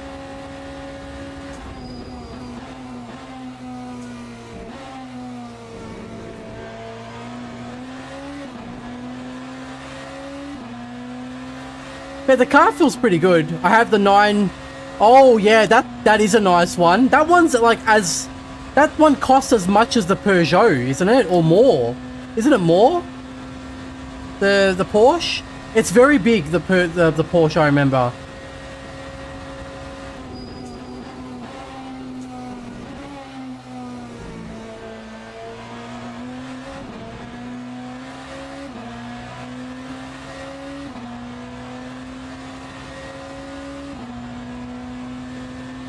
Yeah, like if you edit it, like if you render it and then watch it, it should look good on your computer.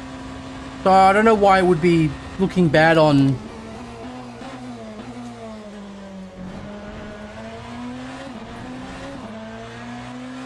your when you upload it.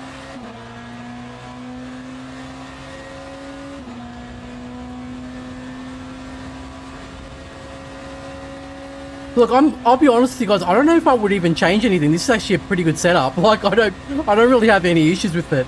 Maybe I would make the front roll bar 1, but that's about it. Like, it just rotates, you see? It's really good.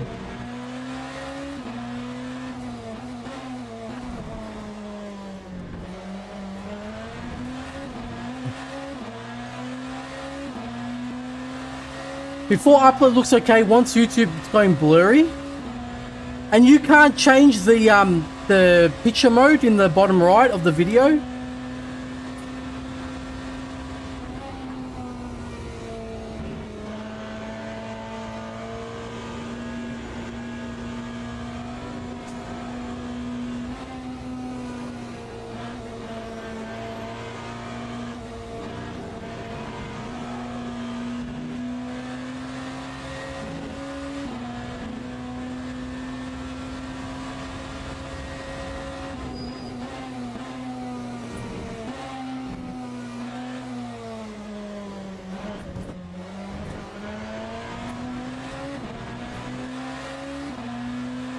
Yeah, okay, that's weird.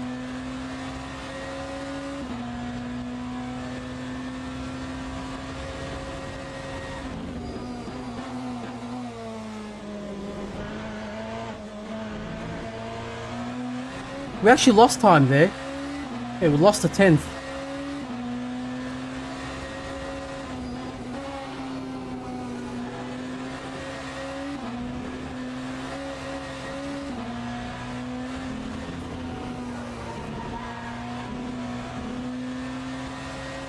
We did Tetra Rouge better.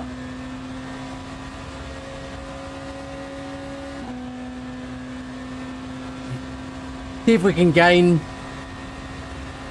They're about the same? Oh, okay, yeah. See if I can gain a bit of time in these chicanes.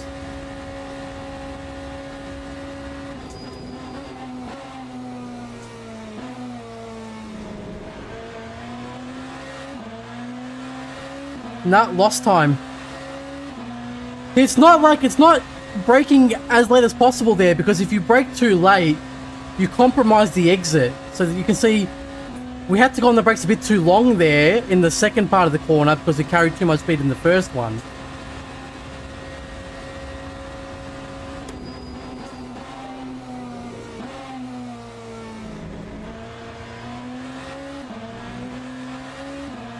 Well, we gained some time there because we had a good exit. This is a good setup. I don't know if I want to change anything. Yeah, it's safe. I don't feel like I'm going to crash ever. And it feels pretty good.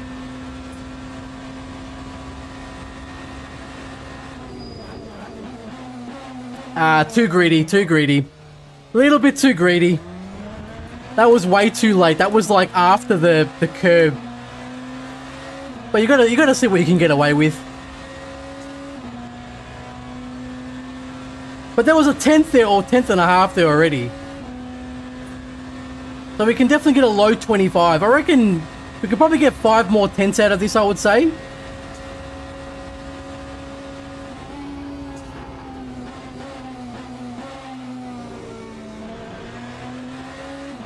See, the delta's going down there too.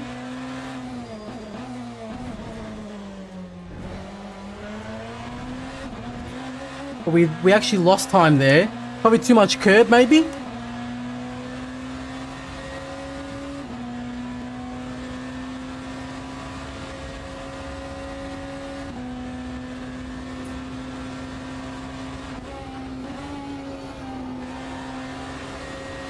Nah, so I think 6 gears better. You just carry the speed.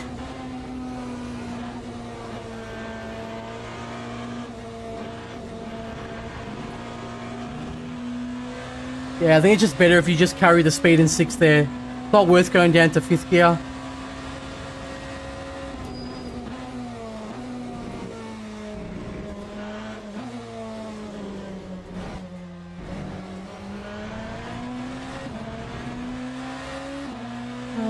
Still got 1 lap left.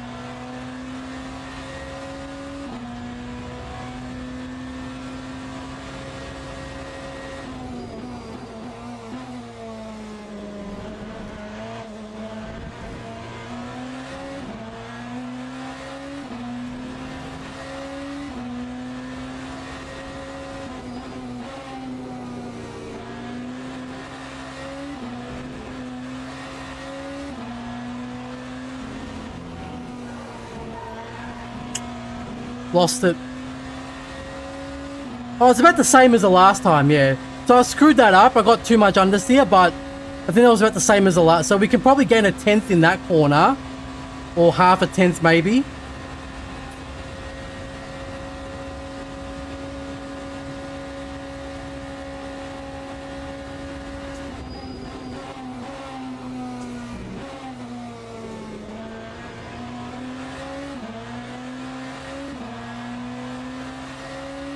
We gained, but now it's going down. Because I must have screwed up the second part of it. It's very technical, that corner. It's all about taking it as fast as possible without ruining the exit. It's about the same. It ends up being about the same. Yeah.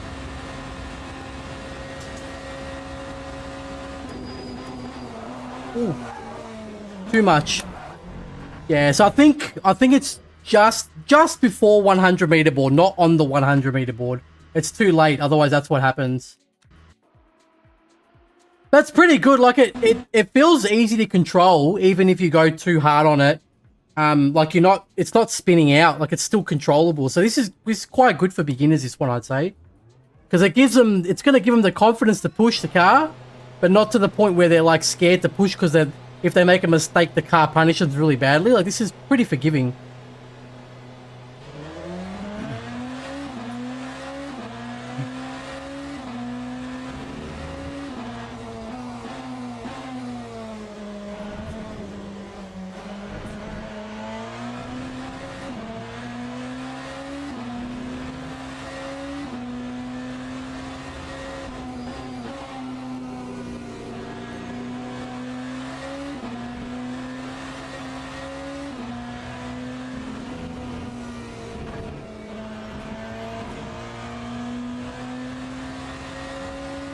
Okay, let's see. I think I'd be happy if I can get it to if we can get 25.3, I'll be happy with that, I think. Yeah, I'll say, yep, this is good. Pretty good.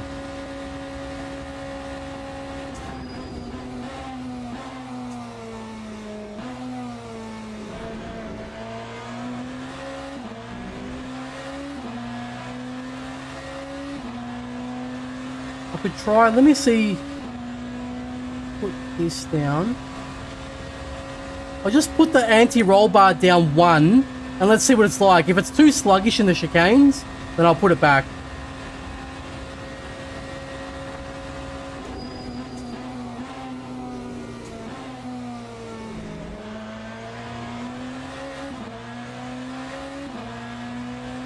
I'm still struggling with the first turn before the corner when coming at high speed. Which one? You mean the hairpin at the back before Porsche curves?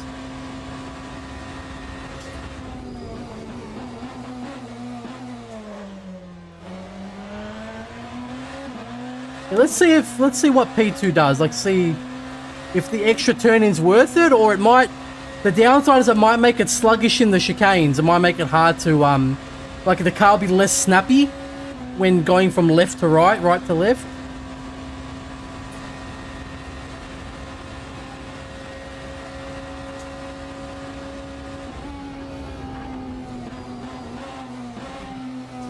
Yeah, we get more turn in here, which is also good.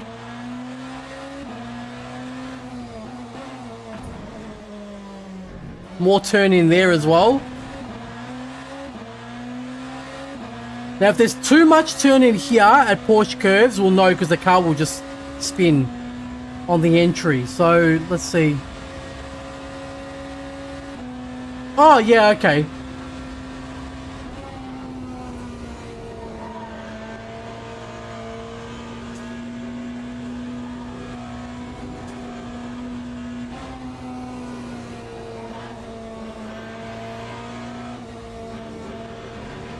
Yeah, it's more turn-in. It's good.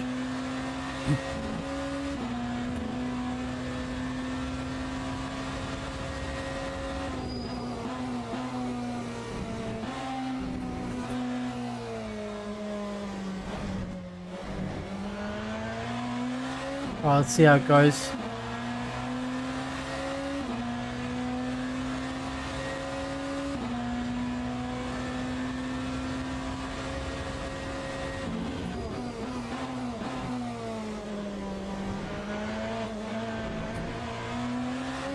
Yeah, not too bad.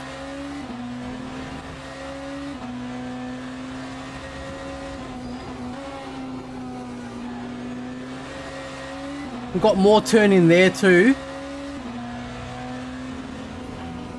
Oh god, that's a lot of, that's good. Okay, so I can brake a bit later there now. That's a lot of turn in. That just went straight into the curb. That was really good.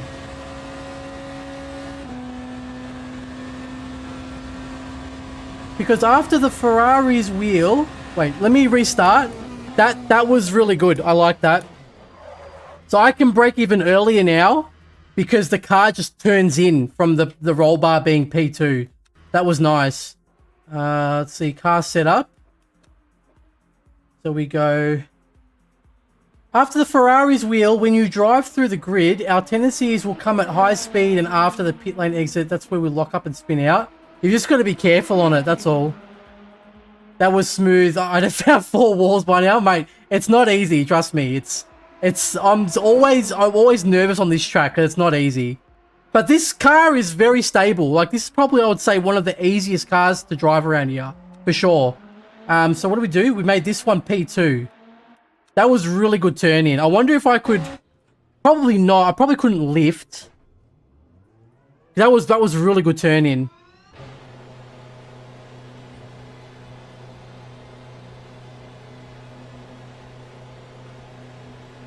Yeah, we can definitely get, I reckon, 3 more tenths, we can do it.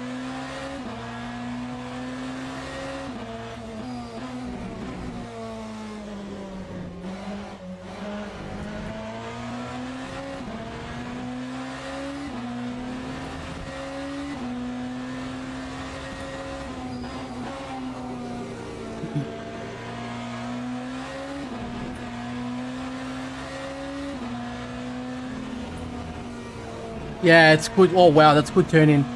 I started trying to learn this circuit a couple days ago, but my ADHD ass can't focus long enough on to get through the S's at the end of to remember the brake point past the hairpin. Don't worry, mate. It happens to all of us. It's okay. Don't stress. I get bored on the straight. You can actually read a book on this thing.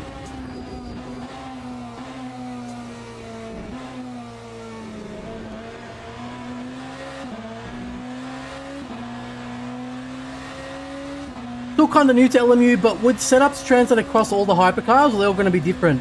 They'll probably be a little bit different. Like for the hypercar, like for the BMW hypercar, they're quite similar. It just depends on the track. Like, it's usually for the fixed one. I'm talking fixed setups here, just the standard ones that you get. Like, you've got, like, you always make the brake pedal for the pedal force 100%. And you usually always put the migration 2.5 forward, right? But then it's the roll bars and the brake bars which is slightly different. And that those often come down to your preference, like what you feel like. Like, for example, when I was using the HYMO setup, esports setup, right? At Interlagos the other day.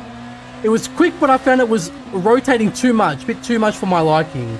So all I did was made the rear anti-roll bar a bit lower, sorry, a bit lower to make it stiffer, and then it was less pointy, and it was good.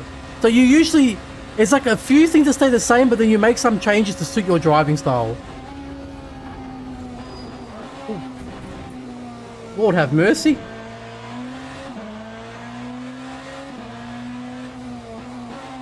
No, they don't have the same engine sound. They're all different engines, like I'm pretty sure this is a V6, isn't it? The BMW Hypercar is a V6, right? I'm pretty sure. Someone can probably correct me on that.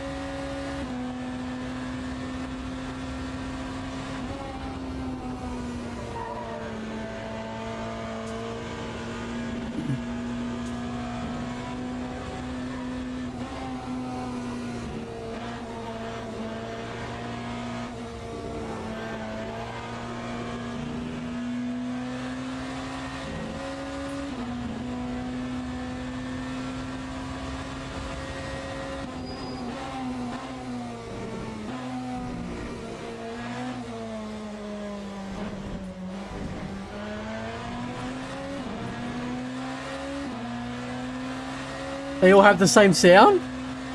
Oh, nah, can't be.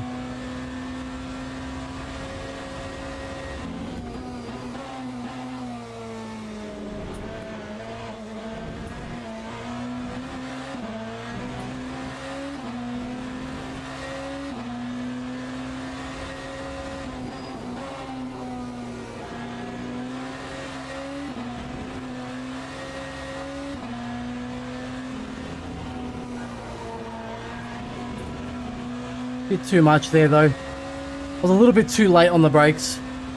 Yeah, they all sound different. Like the Ferrari one's got the whee, like all the time, like constantly.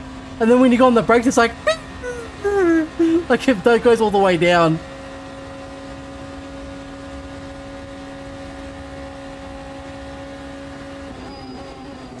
Ooh, too late.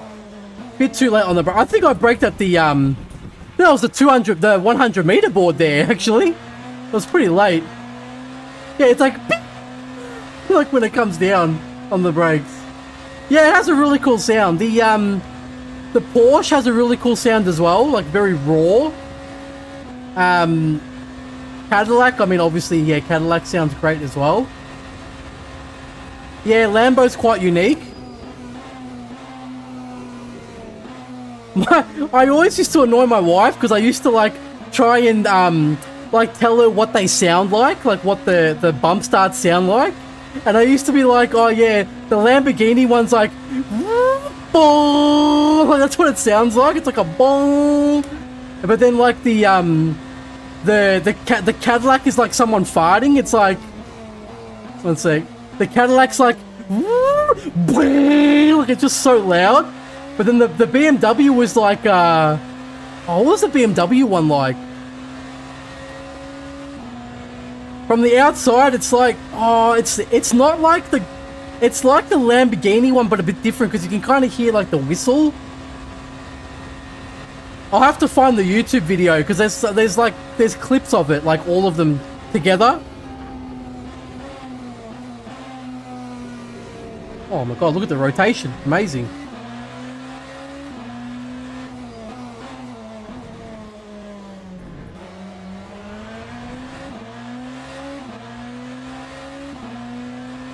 The Ferrari recharge noise is what made me want to get this game initially. Yeah, like the yeah, it's cool. It's very unique. Like you don't have any other card that does that.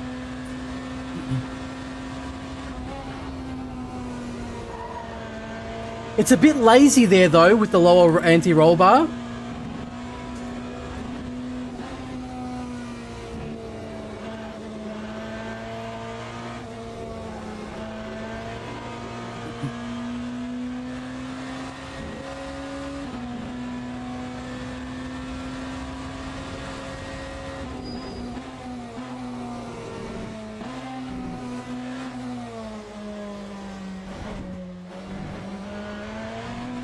Looks like no LMDH. Nah, it'll be 26 or 27, I think. Yeah, 2026 or 27.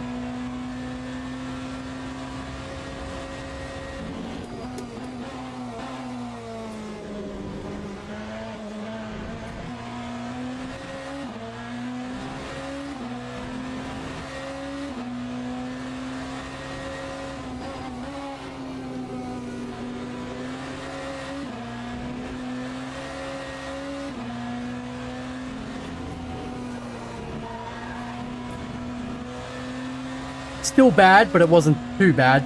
The delta's up anyway.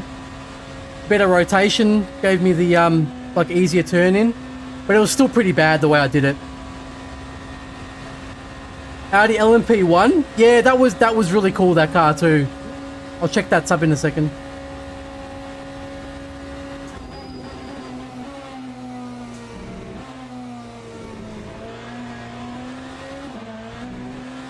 It's looser. I don't know if I like that.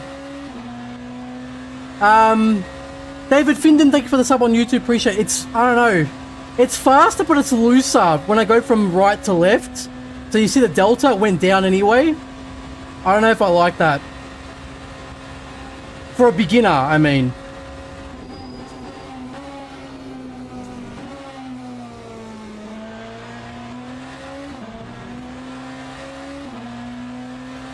Like, for me that was fine, but for a beginner they might not like that it's loose, a bit loose like that.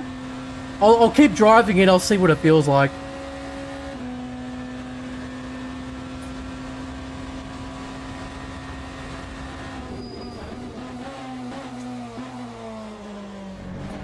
Oh yeah. Look at that turn. Oh, 2/10. That turn in was so good from the anti-roll bar.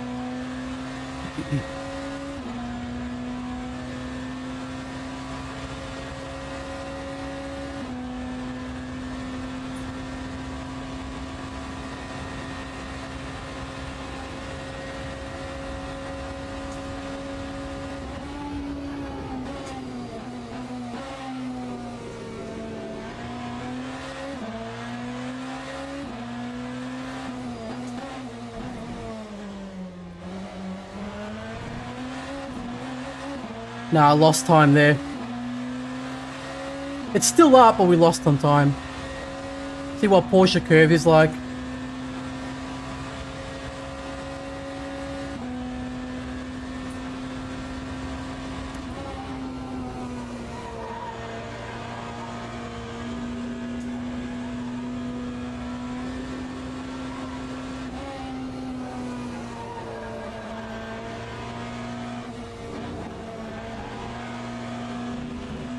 We lost a 10th. It was really loose in the first one.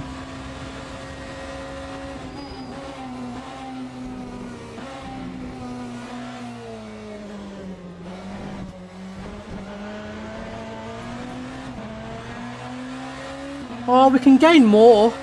But we got the 3.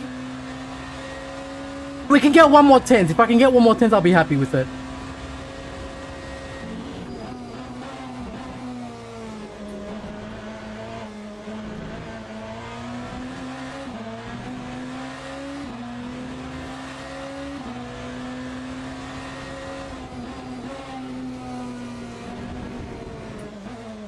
The only thing is, like, okay, this is good, but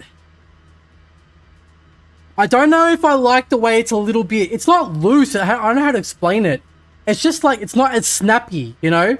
When the roll bar was at P3, it was like, when you do the chicane, it's like, right, left, done.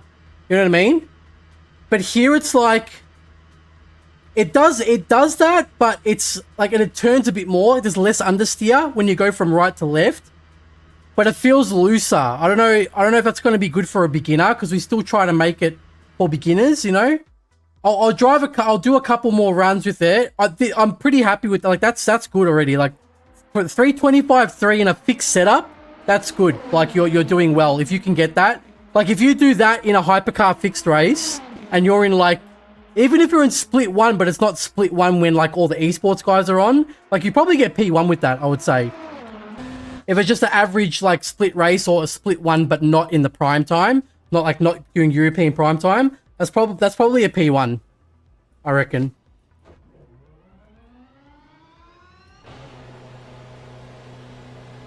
But yeah, we can get one more 10th for sure. I just want to see what it feels like in the chicane again.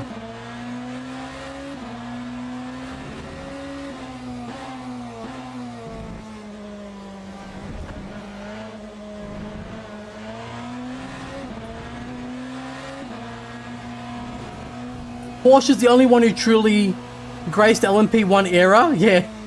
What a car though, am I right? Because they had like, what they had boost, but they also had like fuel efficiency, right? Like, wasn't it both? Like, couldn't you put the hybrid into fuel efficiency mode or boost mode as well? I'm pretty sure you could do that in the LMP1, couldn't you?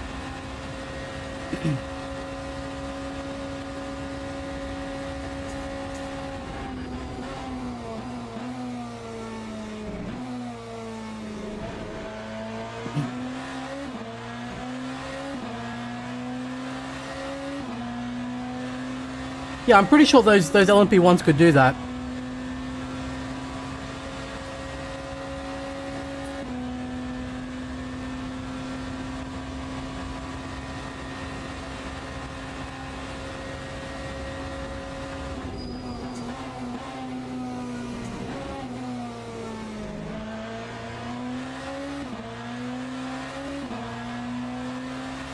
Just straight boost? Okay, so not fuel efficiency.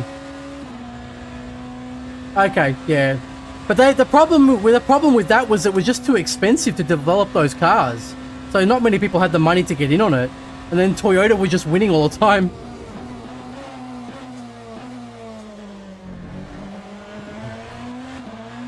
LMPs ones could exit a turn like they're entering warp speed. Yeah, I believe it. Just, yeah, you won't see cars like that in the, like, moving forward because it's too expensive.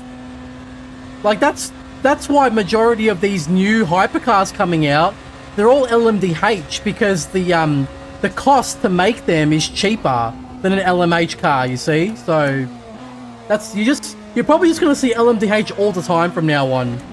I'd be surprised if we saw another LMH.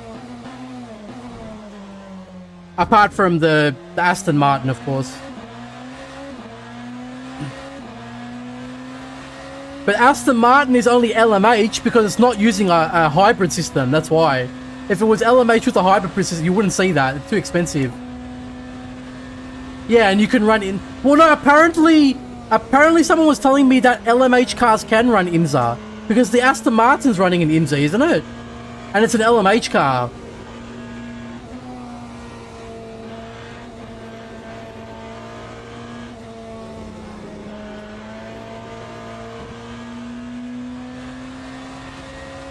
That's why CAMMUS lap record with a Toyota LMP1. Oh, wait, one sec. There's a chicane coming, fellas. We can't really chat when there's a chicane coming.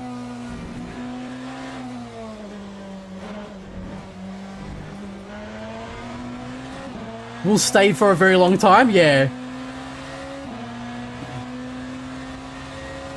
Nah, it's not that, Hugo. I'm pretty sure the Aston Martin's an LMH.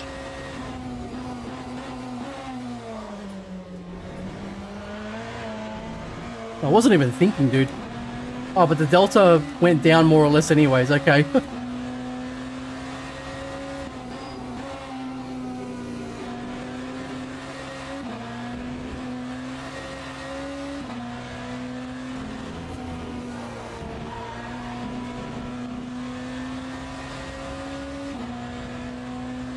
Nah, it's not because of the Daytona. It's to do with the, like, LMDH. There's like 3 chassis they can pick from. It's like an Orica one, and I can't remember the other 2. There's like 2 or 3 chassis that they can pick from.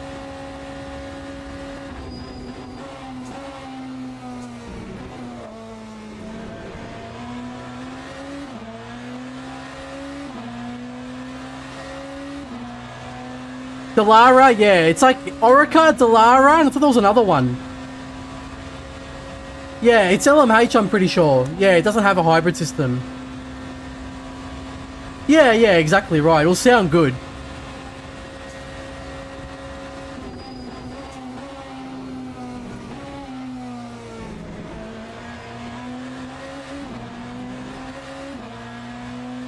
No, that was bad.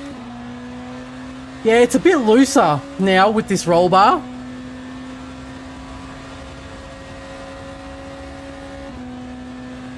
Oh, okay, yeah, Multimatic and Liga, yeah. Oh, too much.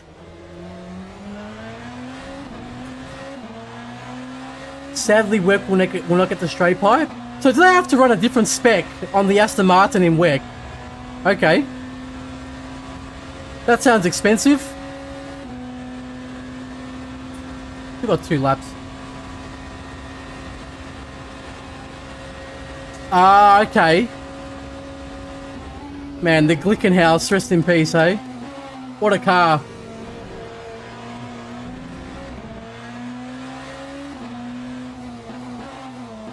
The Glickenhaus and the Van Rule. Rest in peace to those two. Those 2 kings. Kings of the barrier.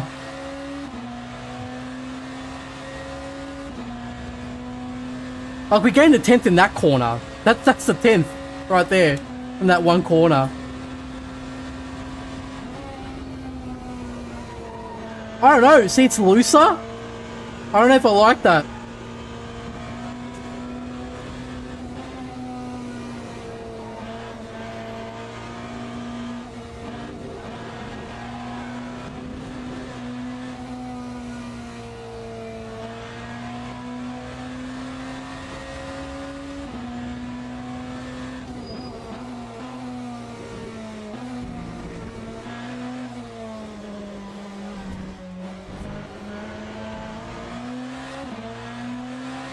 No peace for Van Wall. Hey, Fridge, how are you? Good to see you. I'll check that message in a second.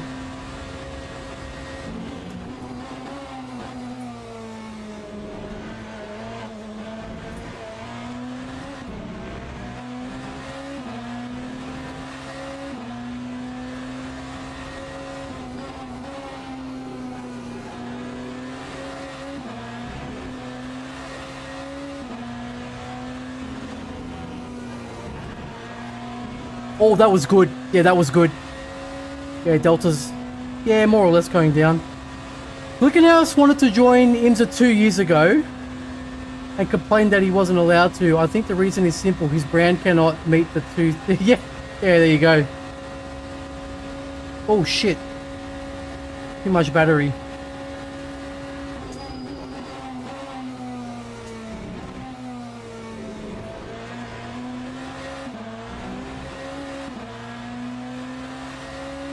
Oh, we gained time there.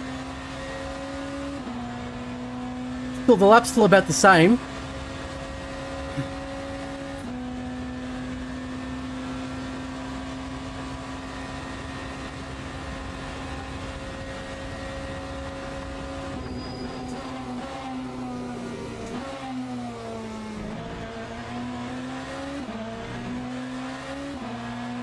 And we gained time there too. On the exit. There's more turn-ins, so there's not as much understeer. That's the main difference.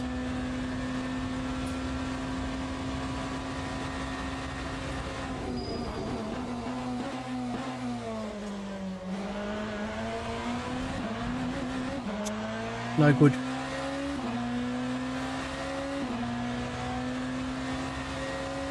It would be hard to do for a boutique supercar. Yeah, to produce that many cars in a year. Don't think so. Look at us complains about what happens regardless either way.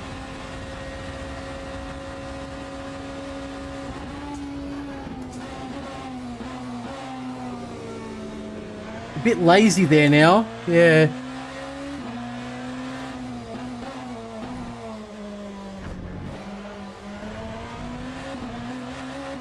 Yeah, see, it's a bit more rotation in some parts of the track, but I don't know if it's worth it. I need to do a couple more laps with it, but yeah, I don't know. Maybe P3 is better for beginners.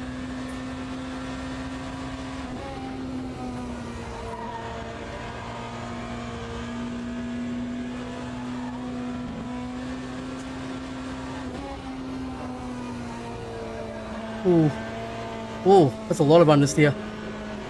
Yeah, that's a lot of understeer.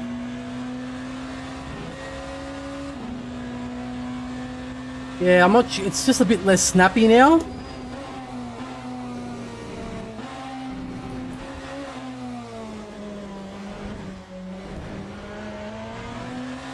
But we can still. There's a tenth from that exit alone. There's like 3 more tenths here.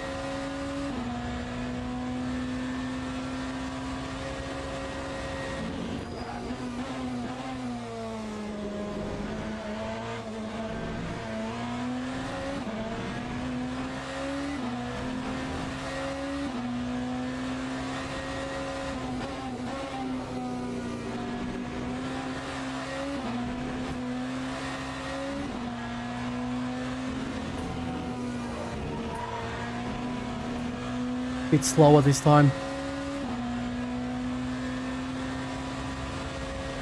Which makes no sense because they can race under, which is the minimum you're permitted in the regs.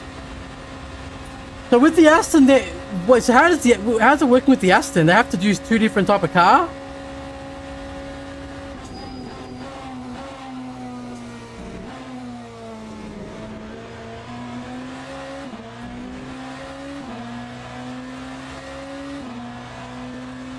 Because it's the straight V12 in IMSA, correct? And then what, WEC they can't? The muffling, okay, okay.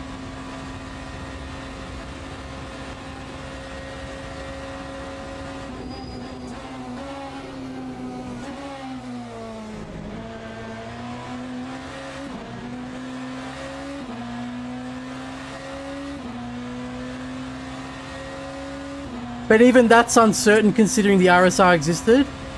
No straight pipe in WEC. Okay, alright.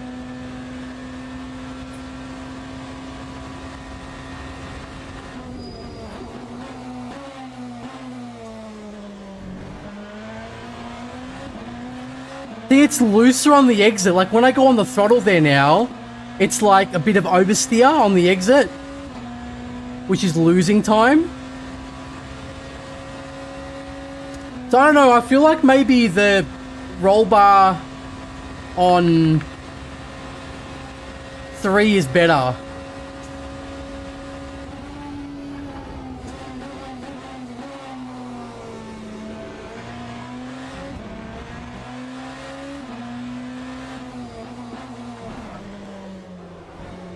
That's one way to do it. I'm gonna try it again. I'm gonna try it again. Because I am overdriving the car a little bit too, but it's like this is faster. Like anti-roll bar 2 is faster, but it's not. I don't know if it's as beginner friendly. Like I feel like beginners are gonna make mistakes in this and crash. So I feel like keeping it at. Because what's the rear anti-roll bar at? Yeah, you can't get lower. You can detach it, but that's not worth it. Yeah, I feel like maybe P3... Like, P2's faster. Like, you can get faster lap times. But I think that P3 will be better for, like, most people anyways. Hey, see you, Skill Issue. Have a good one. Thanks for tuning in. Thanks for hanging out. Because I already told you guys, like, it doesn't matter if it's faster. If it makes the car too sketchy, then it's not worth it. Because the setup is meant for, like, anyone to be able to drive decently fast. So, I'm just going to try it a bit more. But I'm already, yeah. I like it because it's good rotation. But you might not like it if you're still, like, a beginner or learning. Because it might be too much rotation for you.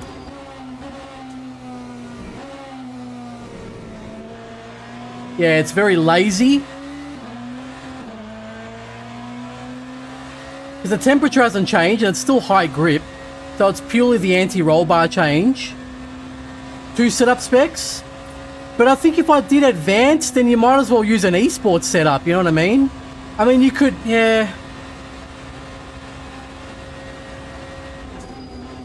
Because I'm not really into making esports setups or anything like that, because I don't know what kind of exploits you can use in this yet. I'm not very good with, you know, the advanced setup stuff.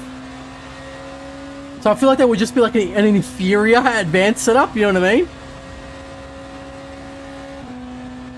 I'll do a couple more laps with it and we'll see what it's like.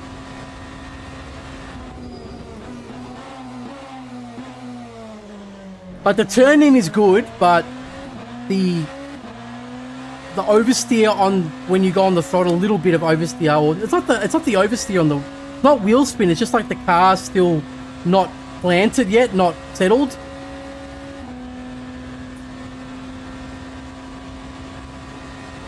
Oh.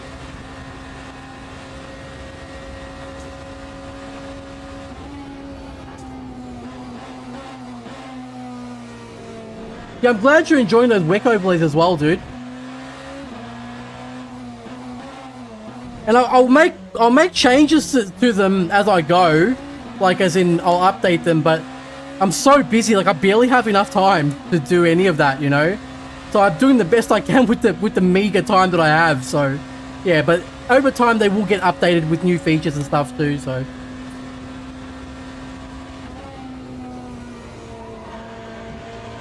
Like, that was good.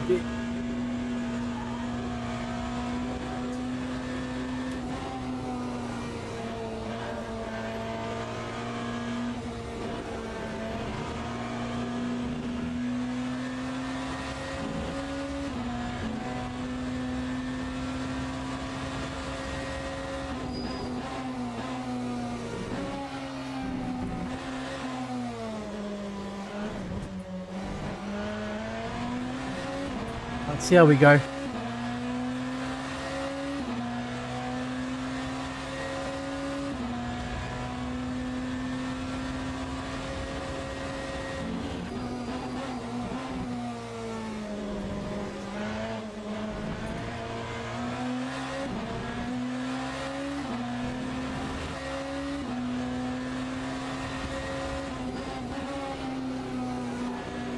Too much.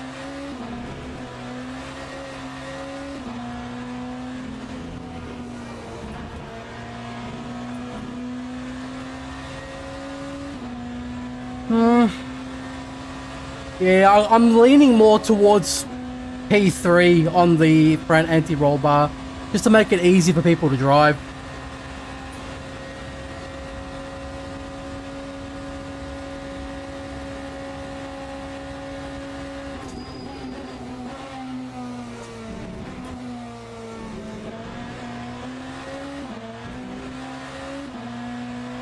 Like, we're gaining time there now. Thanks to the lower anti-roll bar, we're gaining time in these chicanes. There's less understeer.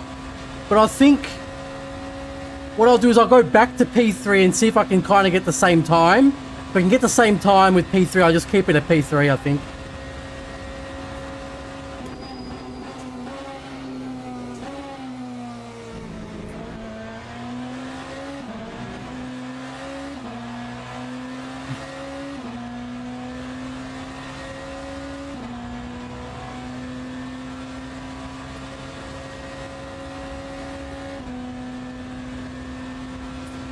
One sec. I'll check that message on the straight.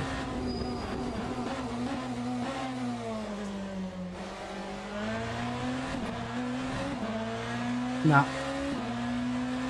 After watching the Hypercar braking guide, I'm able to go through turns in the track without spinning or locking up. Yeah, good. That's the point. Yeah. You just gotta. It's just practice. Like, hard on the brake as the car slow downs, come off the brake.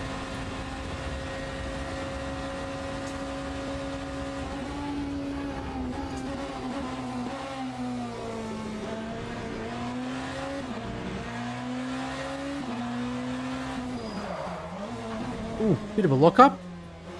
Jesus.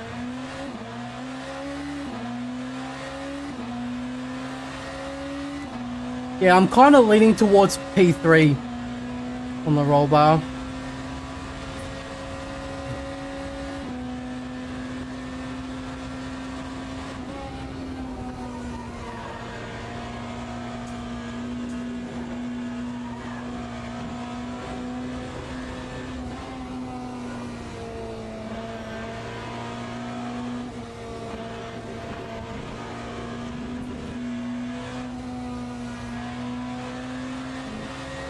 We've got 2 laps on this one.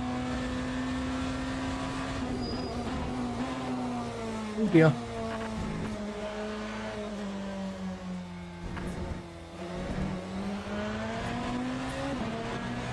That's why if anyone's still a student, if you want to be a racer with a student, pay attention to physics classes. Yeah, true. That's actually true.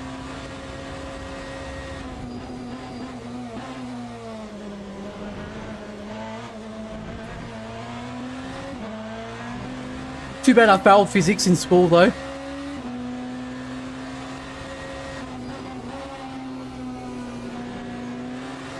I remember I didn't even fail it, I just dropped out. Because I hated the teacher.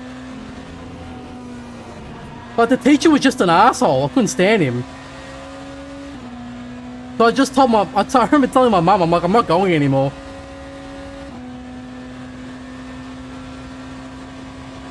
For that class. Yeah, basically it is about physics, yeah.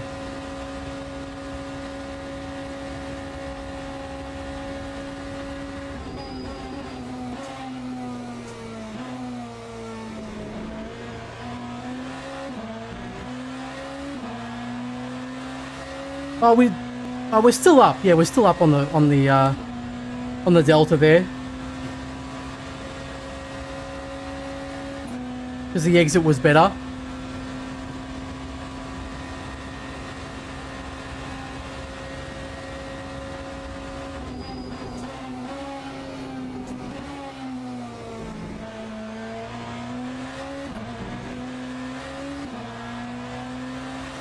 Carried too much speed and lost it.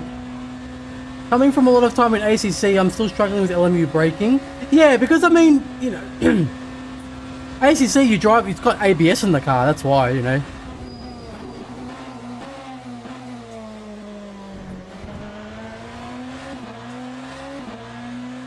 So that's going to happen because you've got ABS in the car. So don't stress. It's a learning curve.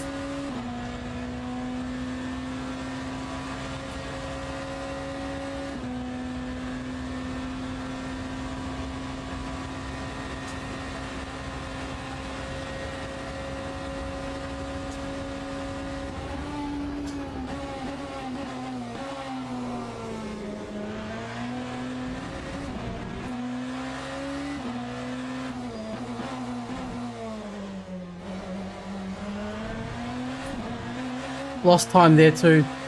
Yeah, the car just feels a bit looser on the front.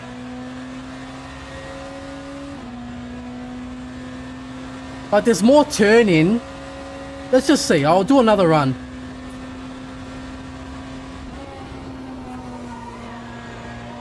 Oh Lord, that's not good at all.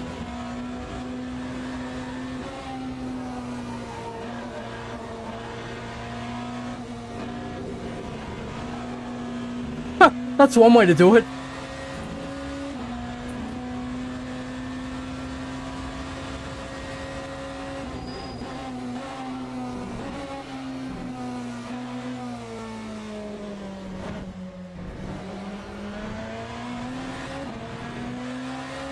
Nah, I didn't gain enough time.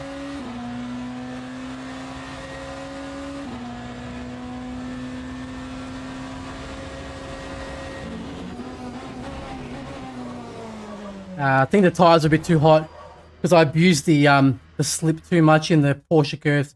I'll try one more time, but this is faster. Like if you want the lap time, like maybe in quali this is good, but in a race I would use P3 I think on the roll bar.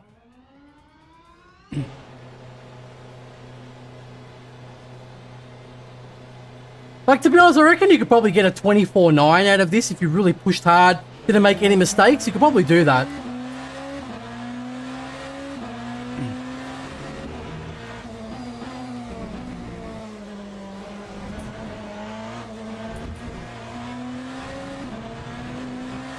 Yeah, I'll try one more run with this, and then I'll move it back to P3 and see if I can get a similar kind of lap time. And if we can, then we'll just leave it at P3.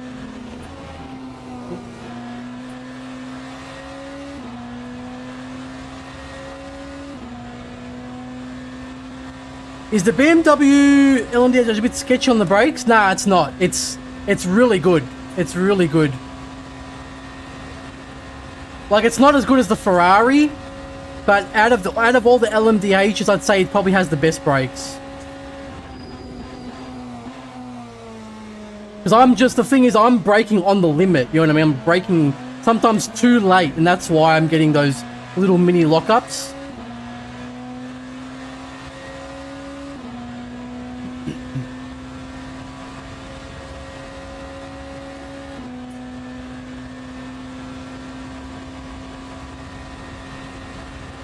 No, you can't finish this track in less than 3 minutes. Not in these cars.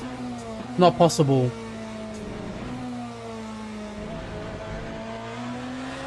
Have they done an F1 car around here? What did the F1 car do around here? I wonder. Hey Jesse, how are you, brother? Good to see you.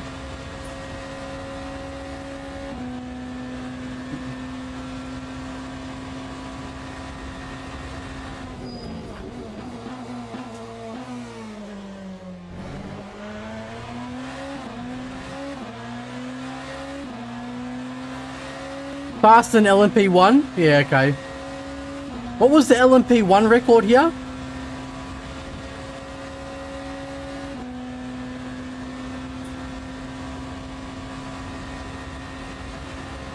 Oh, really? Okay.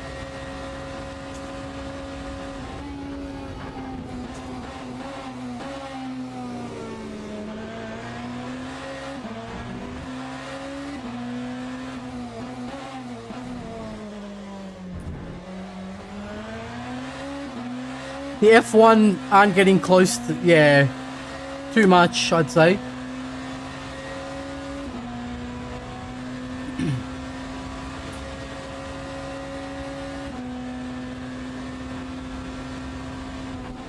What was the iRacing Ferrari getting? It was 315 or something, wasn't it? Something ridiculous like that.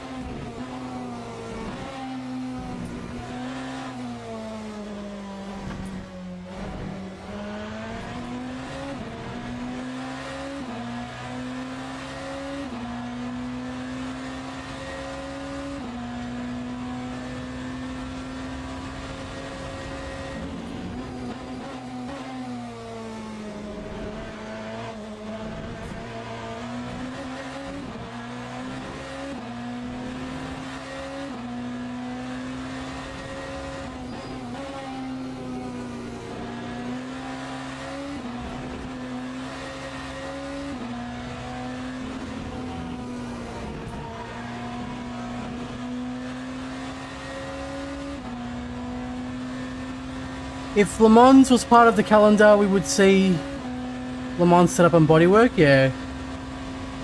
I think the iRacing Ferrari was doing like 315, wasn't it? Something like that.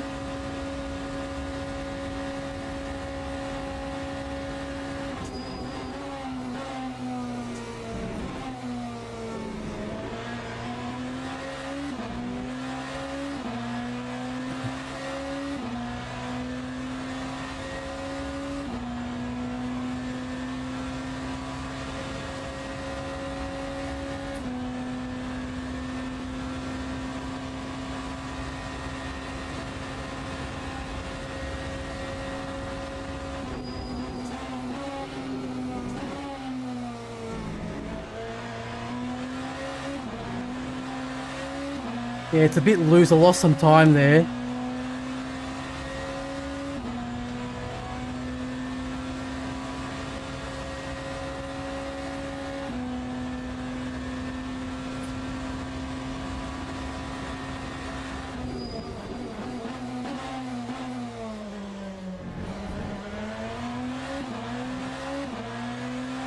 Good exit.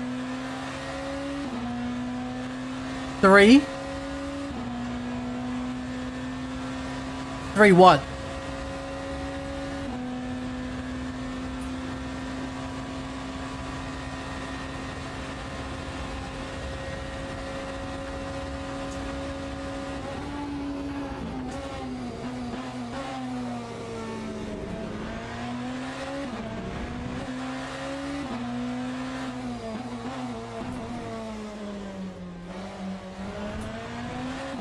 So much understeer, dude.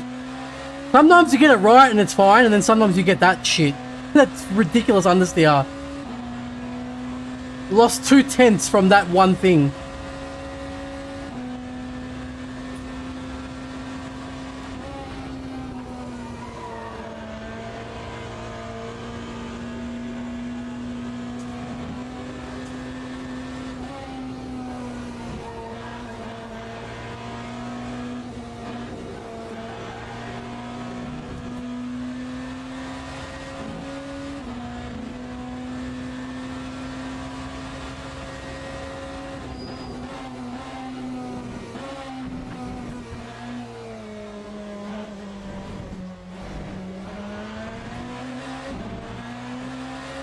Oh, look at that. That's like nearly, yeah, it's only 2/10 we can get just from the exit.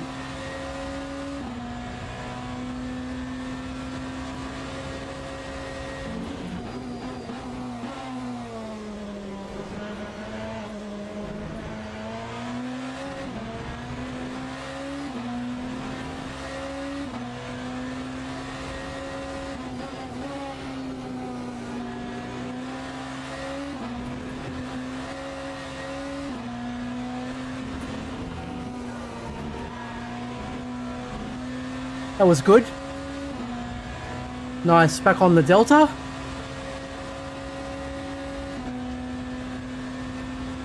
LM can't host F1, they don't have the minimum. Ah, okay, because like what I mean, it's in like the track condition or the layout, is that what you mean?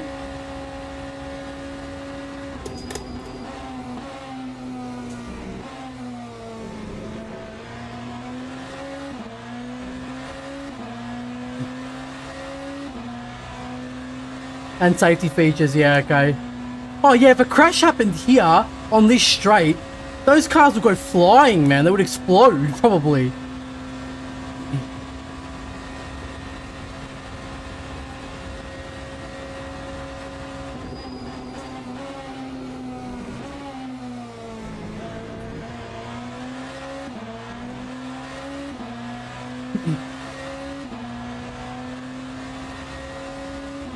Hey, we're 2/10 up on the Delta. I don't want to say nothing because I'll ruin it, and then...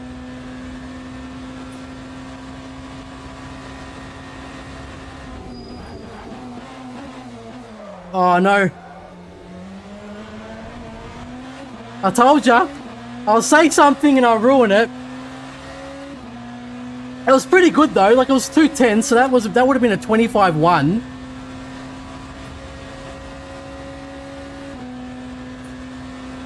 I went too late on the brakes and that was it.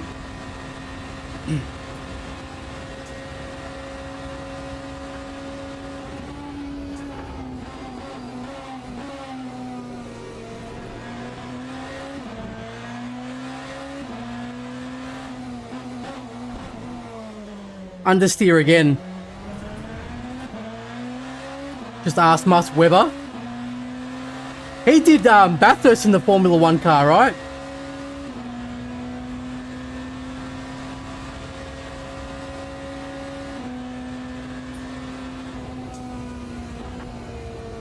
Gonna do a bit of lift and coast. Just to save a bit of fuel.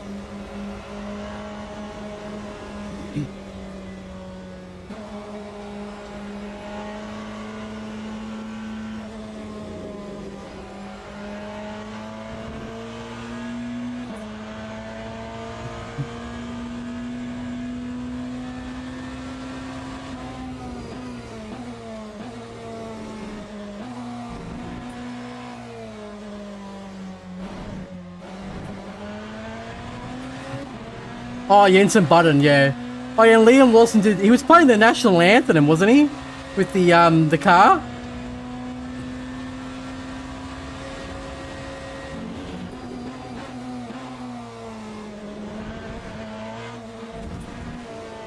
Track limits.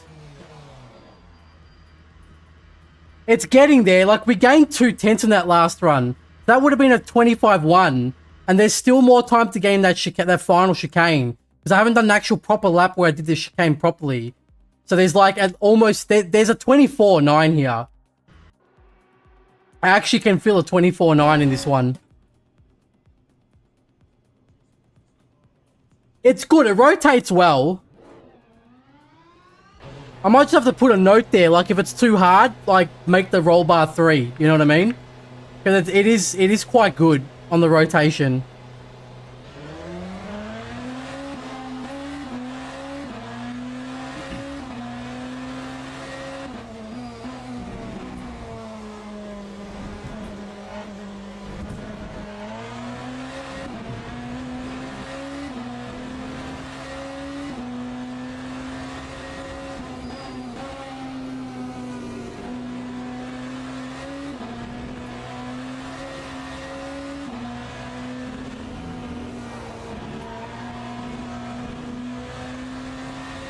But it's a good... I'd say that this is probably...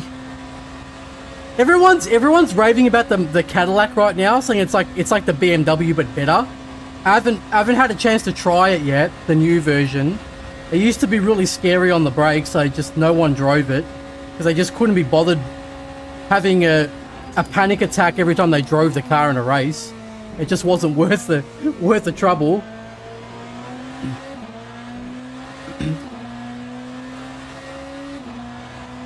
But apparently, yeah.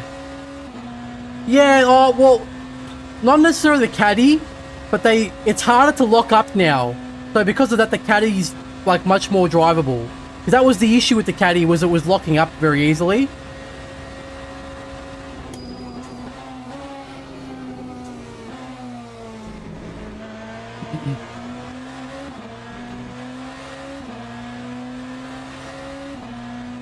But, yeah, apparently it's really good to drive now. Yeah, basically, it was just, yeah, It's really easy to snap on the brakes, but now apparently it's quite good.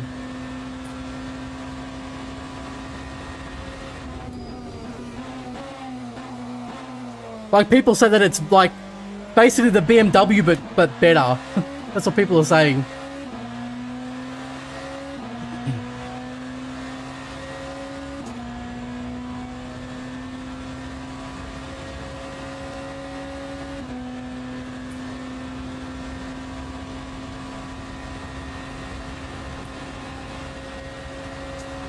Yeah, true. The sound does give a free extra 15 horsepower.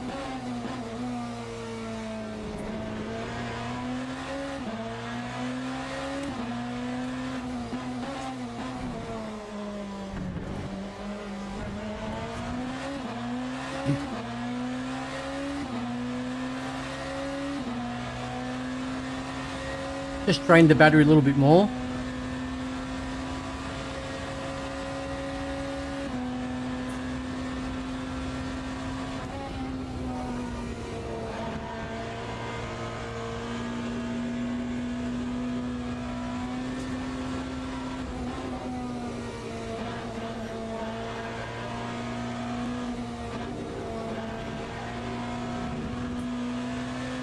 Best looking hypercar? Ooh. Either the Porsche. Like, I would say BMW, that's because I'm a fan of BMW, you know? So that doesn't really count. I would say objectively, I reckon either Lamborghini, Porsche, or Ferrari.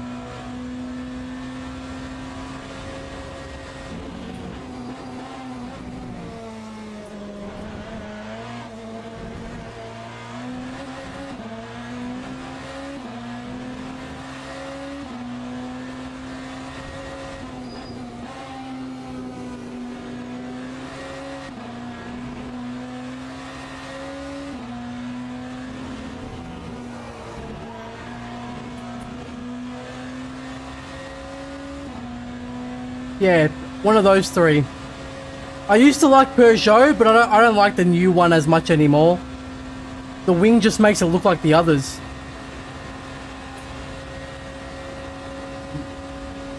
Yeah, the Hyundai looks cool, but it's not out yet, so we don't know how, a lot of things could change.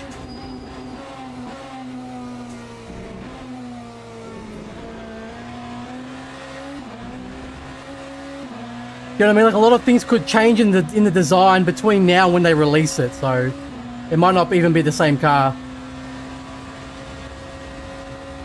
Yeah, exactly.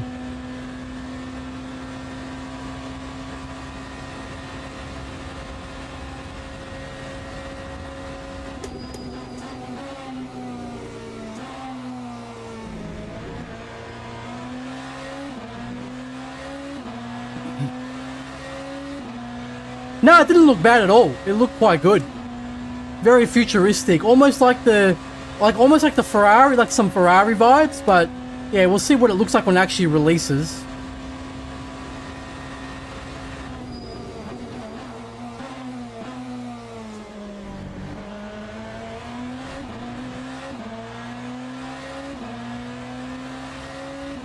Yeah, I watch WEC, yeah. We always have watch party in Discord whenever the race is on, the WEC, whichever WEC race is on.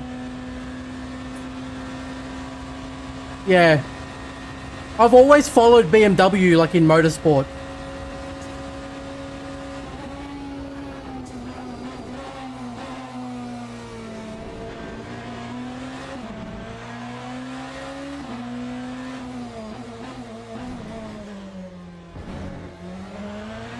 Yeah, that's what we want. We want that kind of an exit. That's good.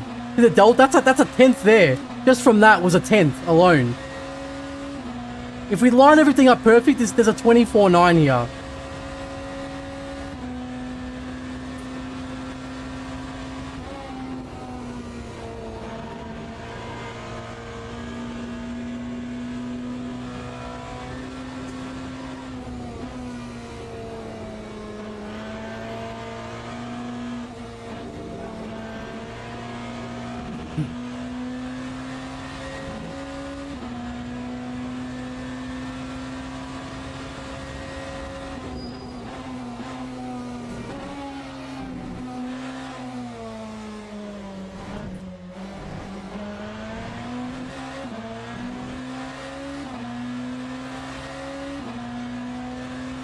Yeah, we always do it on the Discord whenever the race is on.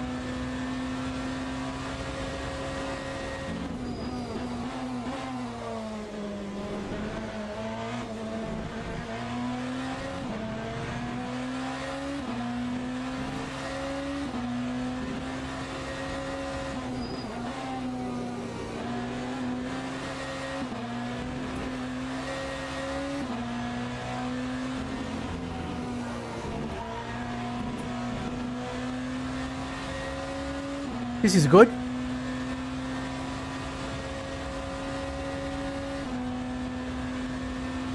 See how we go the rest of the lap.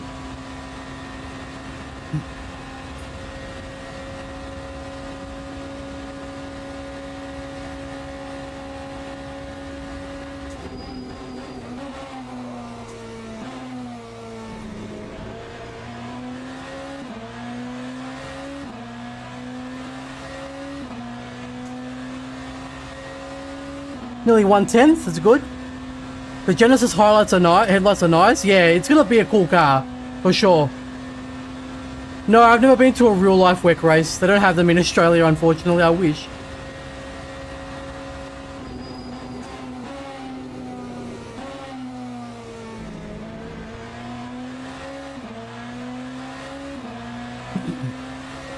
How did I lose time there? I feel like I did that so quickly. Like, I feel like I carried so much speed through there. But I lost time. Wow.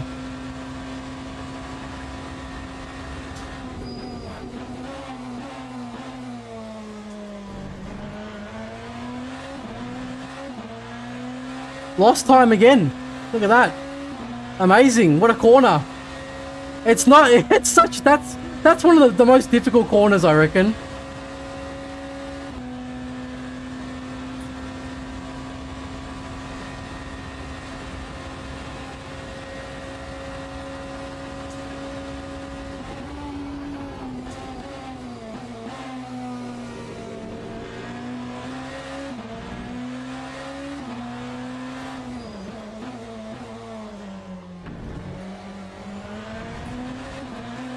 Again, amazing.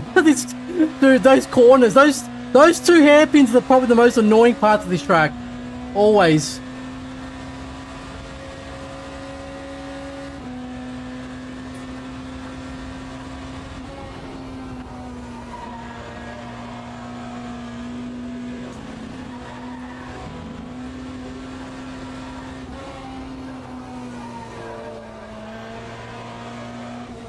Lost it.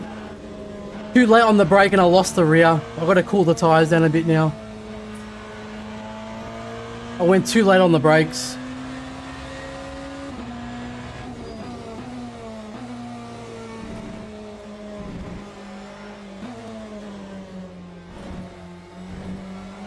Hey Ramindo, how are you?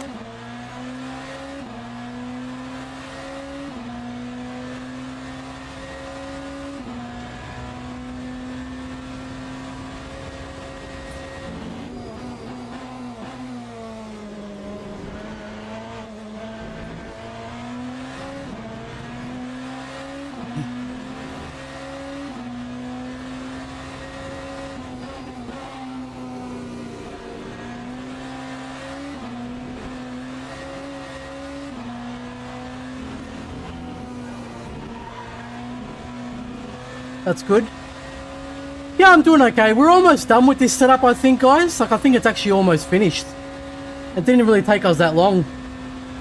I thought I was going to need to do 2 parts, but I think it's okay.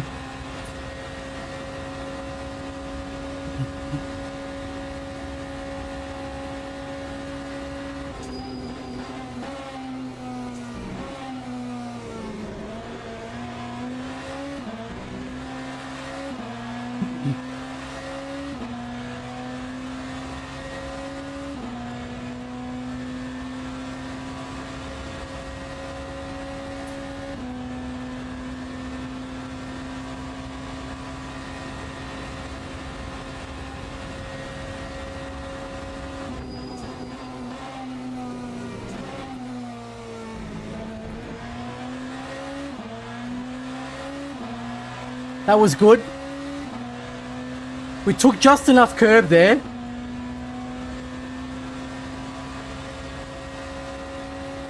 One-tenth. Good. But this is the corner every time, dude.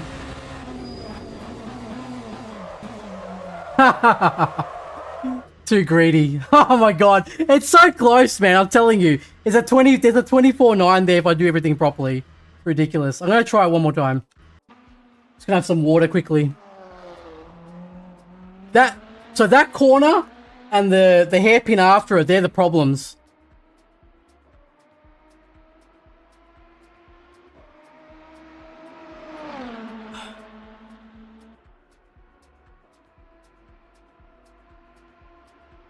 Hey, thank you, bro. Yeah, it's they're gonna be, to be honest, it's actually gonna be changing it in the future. It won't be a spreadsheet. It's actually gonna be a like a website with a full. It'll be a full like beginner guide hub with everything on there for you guys, like everything.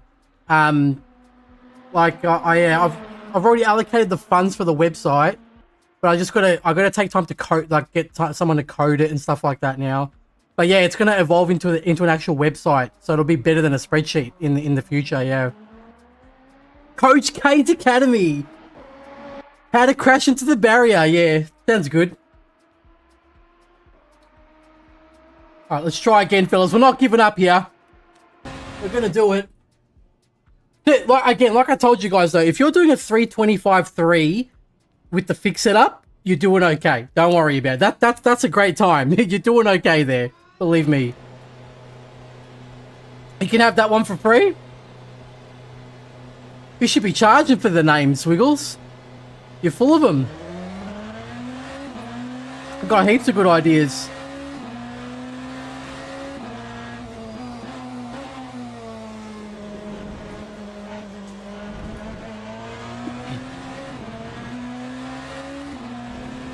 But yeah, once I've done the BMW, I'll do all the other cars as well. So eventually you'll have every single car for every single track there. Hypercars, that is. I don't think I'm going to do GT3 because I'm not fast in GT3. I'll need to find someone that's really quick in the GT3s to do it, that wants to do it the way I've done it. At least gets a free one-time pass. Just you get one free one. First taste always free. Got to get them hooked, yeah, I reckon. And then you hit him with the double tax.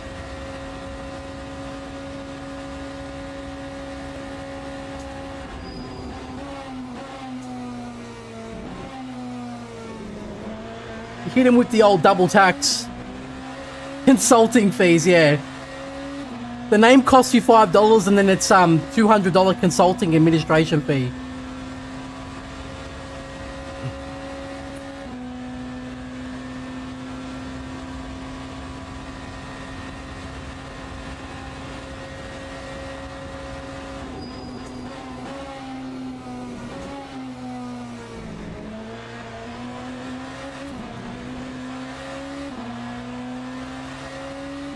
If there are no hidden fees, it can't be a business. Yeah, exactly right.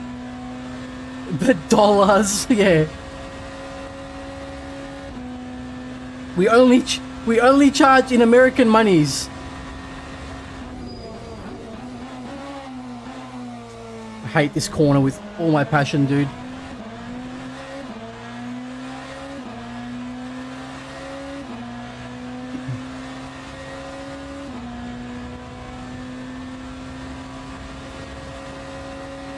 Uncle Roger need dollar, yeah. Cash, my friend, cash.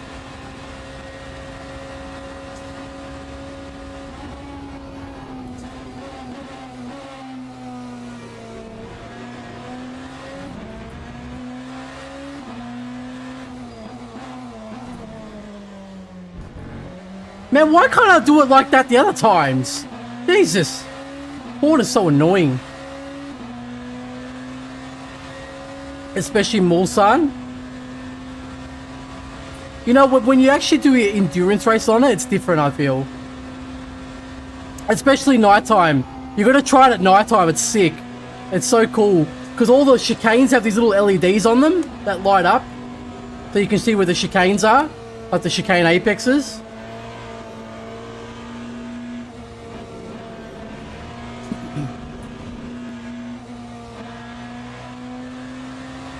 Yeah, it looks really good. Like on these chicanes, there's these little LEDs that pop up.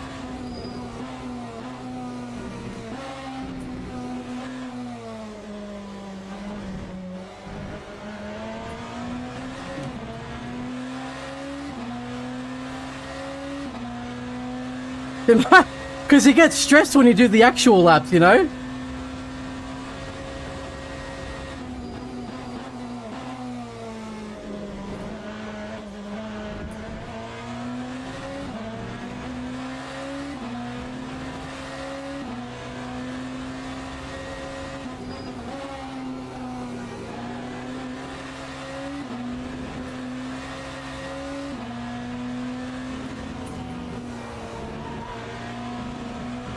That was good.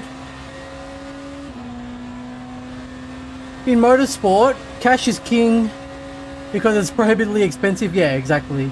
Car race, you have no money and sponsor. Yeah, exactly right. That's just the way it is. And then people put a lot of money into becoming the best. And then that's how you get these blown out budgets.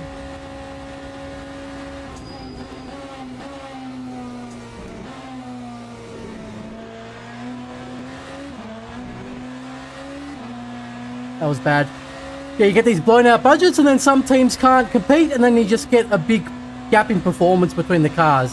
That's just the way it always works.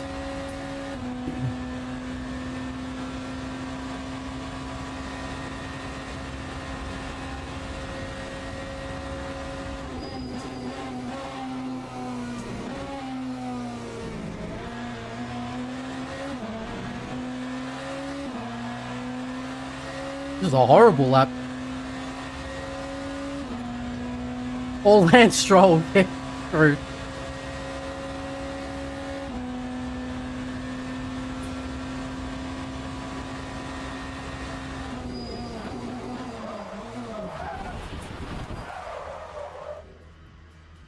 Excuse me? Jesus Christ! What the hell was that? Do I have flat spots or am I okay? No, I think the car's okay. Yeah, it's all good. No, we just went in front. It was good. I don't know, it just snapped. I probably went on the brakes too late. That seems to be a wall. You're not meant to hit that. Well, we didn't hit that, so we did the right thing. We stopped just in front of it. Yeah, the flat spots aren't actually... Yeah, they're not that bad. Just keep going.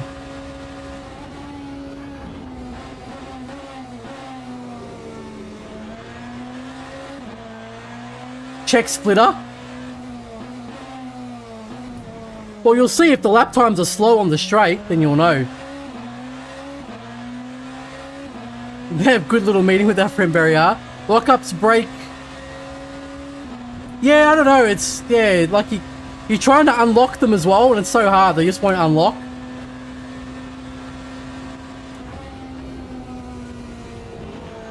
Nah, car feels fine.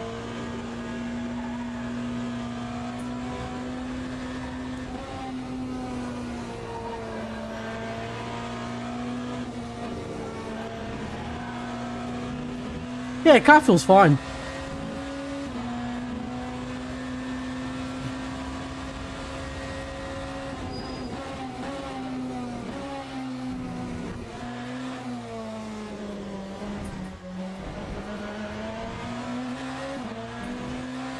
Yeah, we're checking.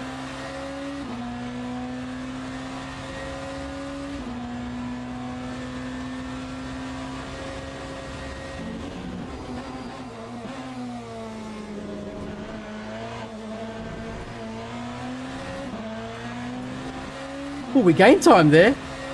That was good.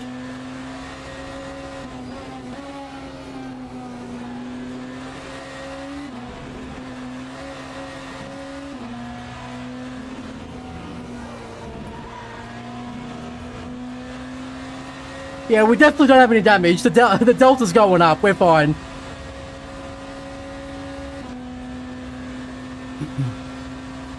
There's a purple sector 1. Yeah, they don't hurt them that, like, too much.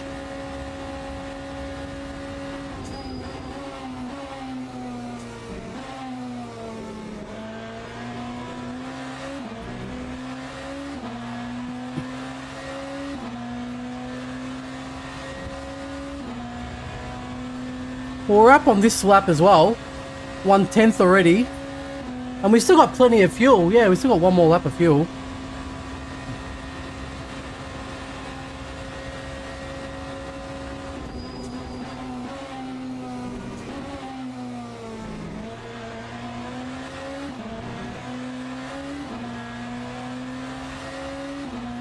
Lost it on the exit though. That's Sebring, you can't Sebring's the one, my friend.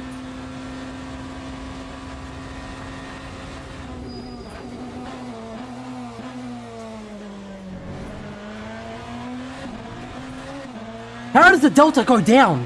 How does the Delta go down? We brake so late, the Delta goes down. I can't stand that corner, mate. Seriously. I lost a 10th in that corner. That's ridiculous.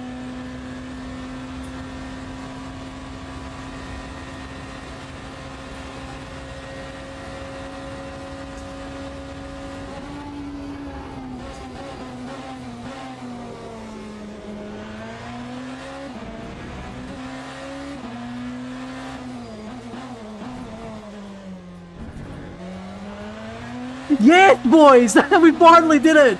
Oh my god. And all we did was gain a 10th back. All we did was gain a 10th back.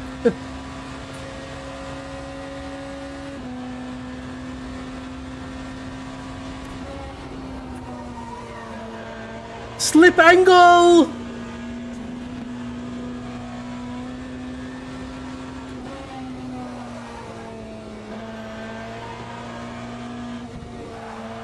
Slip angle! No, we lost time. Shit. Our tires must be on fire.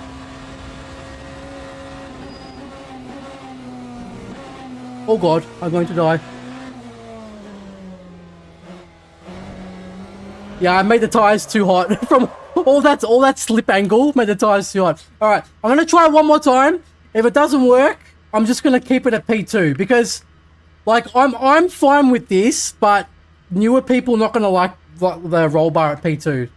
So I know it's not going to be a thing. So it's probably, I'm going to keep it at P3 because P3 was nice and snappy, you know. You go to the chicane, you don't have to be careful with the steering. You don't have to like balance it. It's just like right, left, right. Like it was fine. Like there was no issues. So I reckon it's still going to be, regardless of the result from this next one, it's still going to be, P3 on the front anti-roll bar.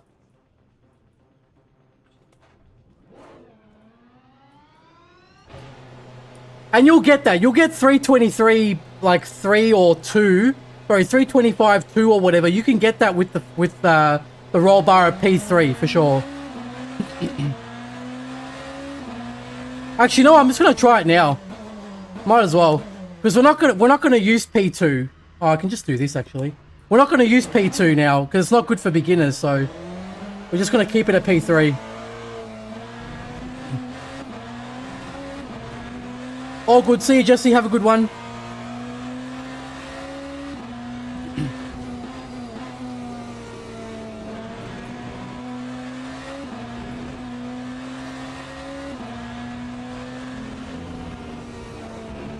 Like, yeah, it's still fine. The rotation is fine. It'll just be more snappy in the chicanes, which is just going to be a bit more confidence inspiring for newer people.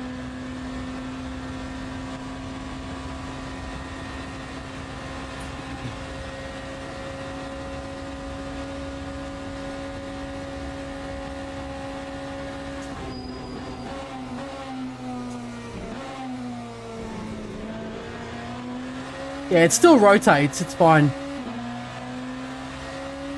Just not as much as before.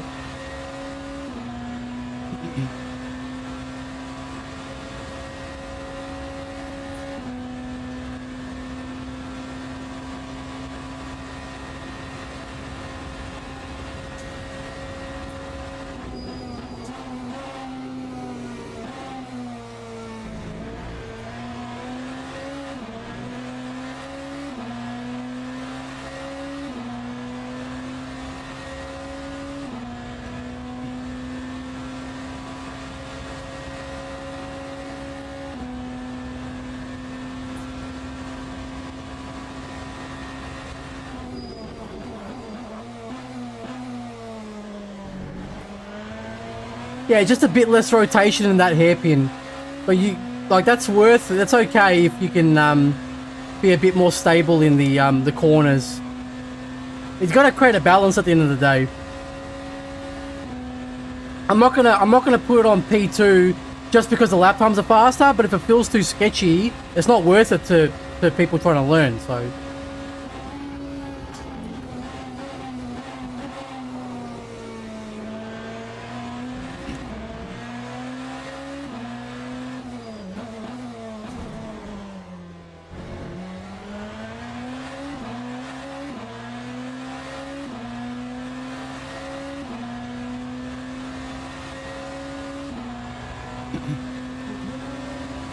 MVN, thank you for the follow, appreciate that.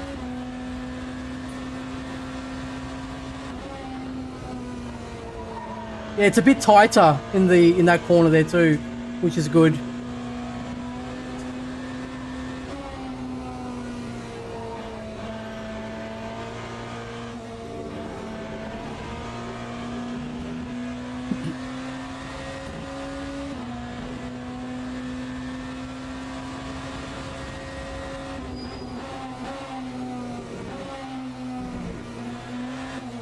Yeah, and it's more stable there. It was really sketchy in that last chicane with roll bar 2.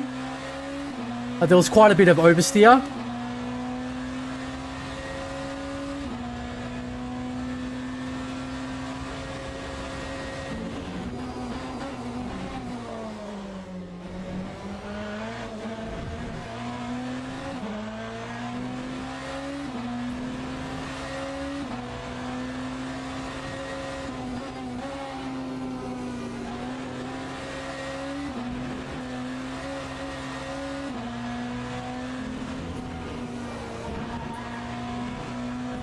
That was good.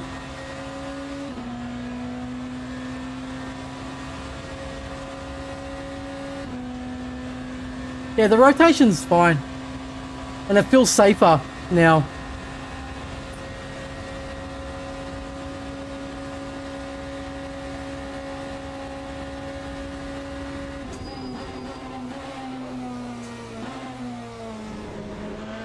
Bit too much, too late on the brakes there though.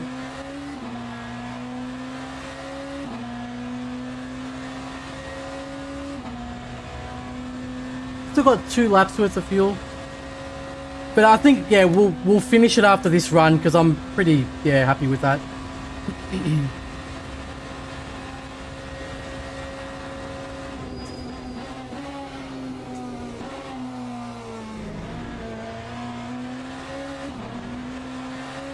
Yeah, see, we can still gain the same kind of time on the exit, so it's okay.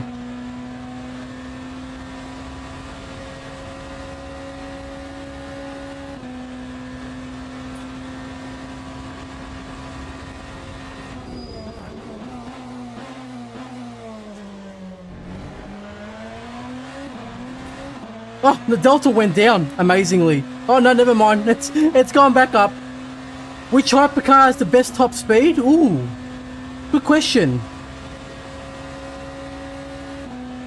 Is it Cadillac? I feel like it might be Cadillac. But BMW has good top speed as well, and acceleration.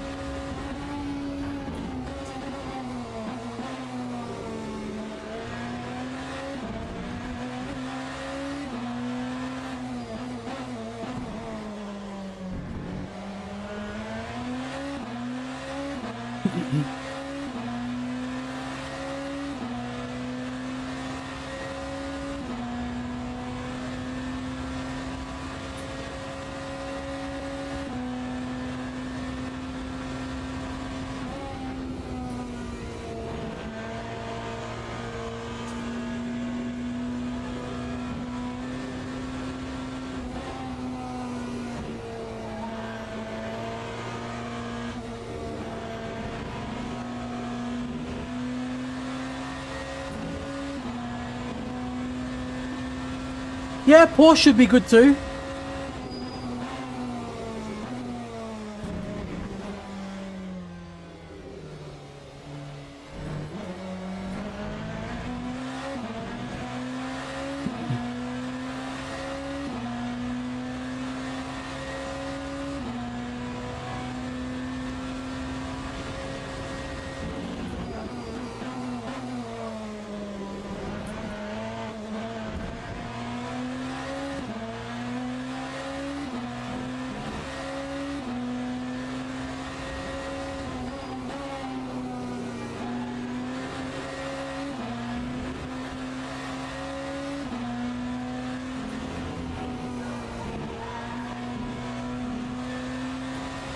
Yeah, see, it's okay. It's more stable.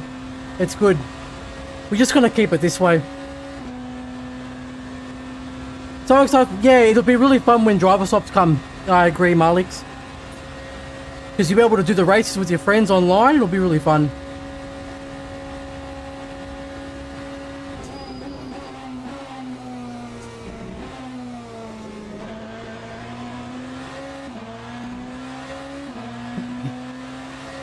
Yeah, the Delta's green. Like, yeah, we can do it with this. We don't need the lower anti-roll bar for the rotation.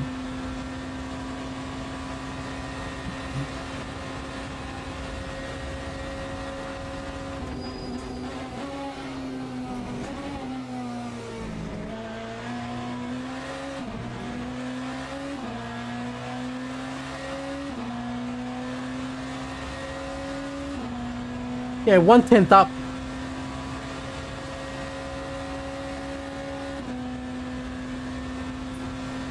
But this is the corner every time, dude.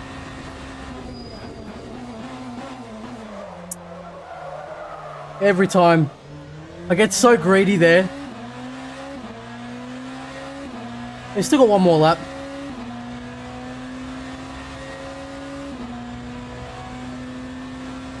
Because that was a 25-2 already.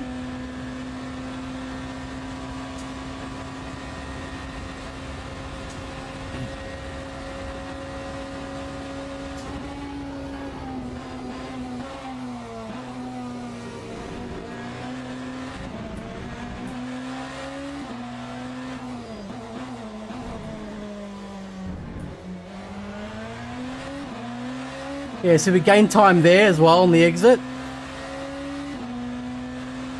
I'm gonna do one more run of this after this lap, because I think we can get a lower time with this.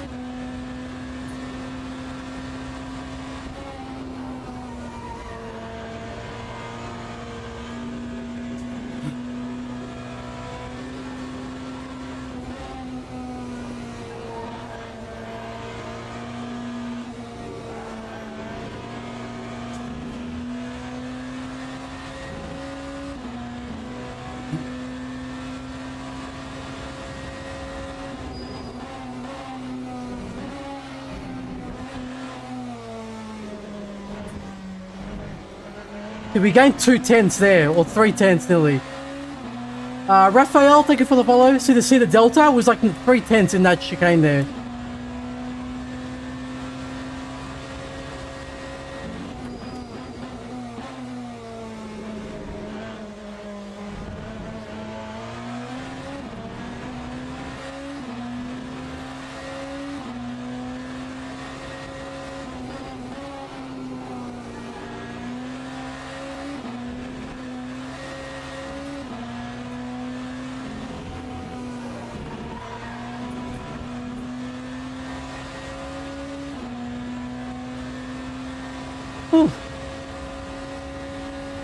If we do that chicane, the final chicane that we did just then, that's nearly 3/10, because I really sent it over that chicane there.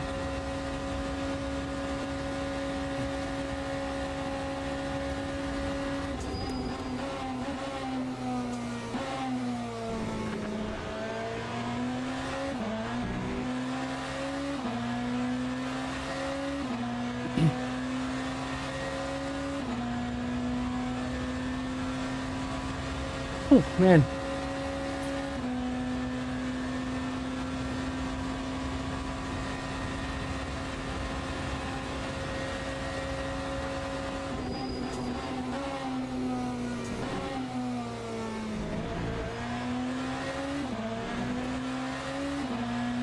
That's good.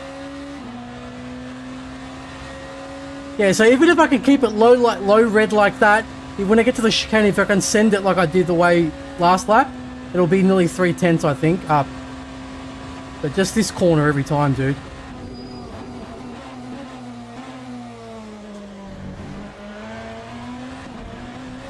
Nah, we lost.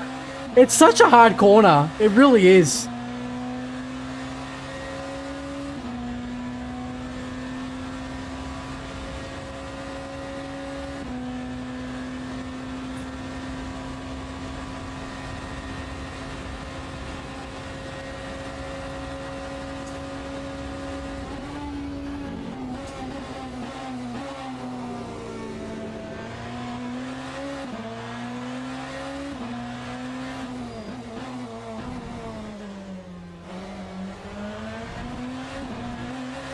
Nah. Oh no.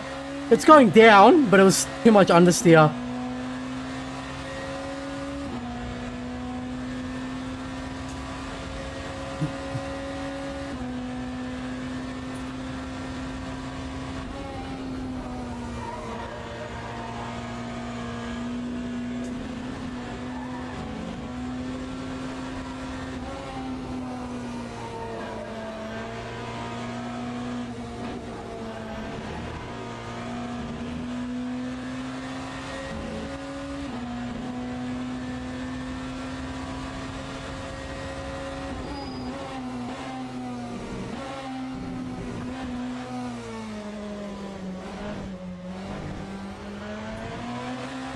Nah, not good enough. Need to do it faster. Alright, we're gonna try one more time. It's there. It's like it's there. It's so close. The way we did the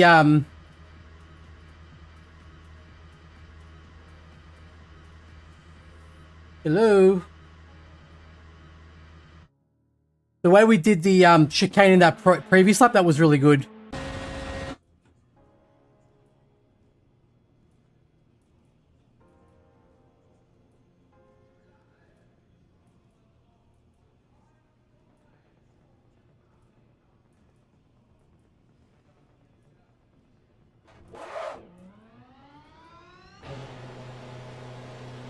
And it just feels a lot more stable now. Like when I go through all these left and rights and these chicanes, it doesn't feel loose. Like it's just really snappy and responsive. Like you just feel in control of the car at all times. There's no doubt.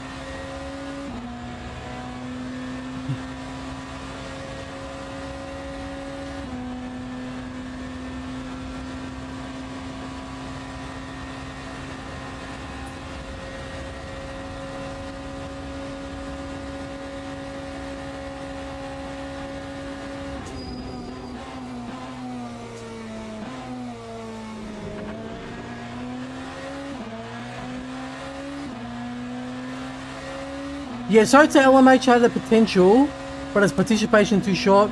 Yeah, the problem is though the straight line speed on the Minnesota is not good. It's a very agile car, but it's not good on the straights at all.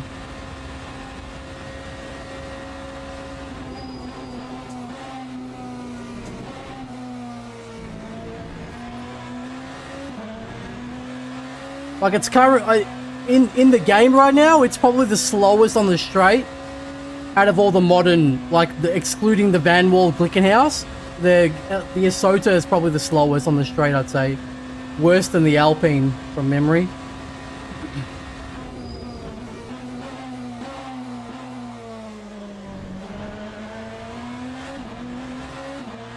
Yeah, it's very nimble. Like it turns really, really well. Extremely nimble. Like it's good at tracks like Sebring and stuff. Like tracks where a nimble car is more favored, but yeah, on like at Le Mans it's so slow. There's just no time gain in the straights.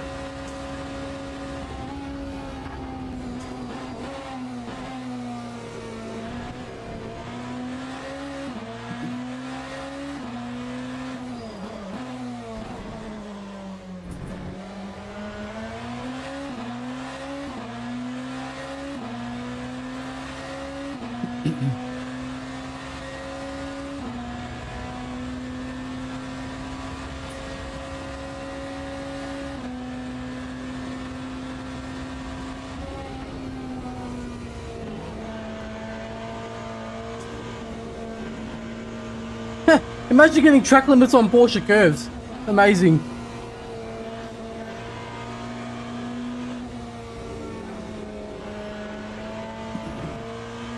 All good. See you, Hugo. Have a good night, mate. See you tomorrow.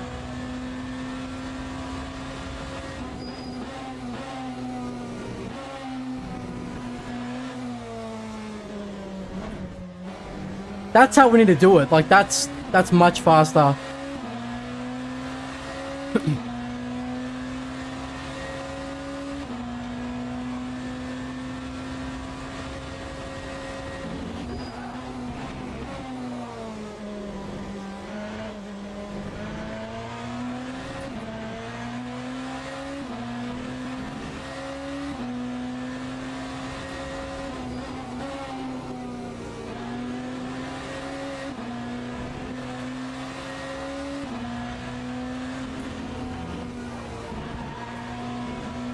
That was good. Yeah, look at the time gain. That's good.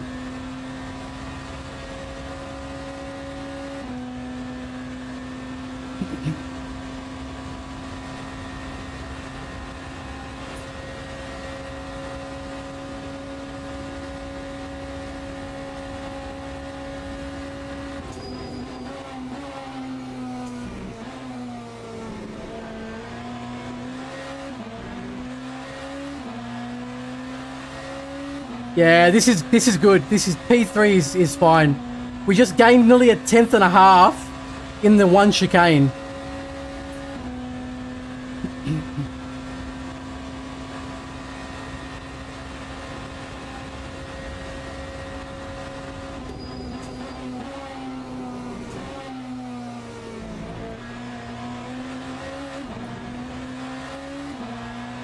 But we lost it there because I carried a bit too much speed in the first one.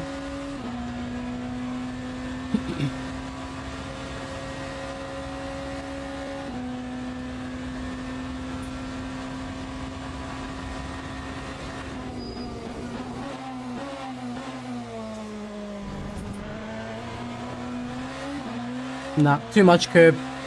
I think I braked too early there anyways. Because it was too easy to turn the car in, so I must have braked too early.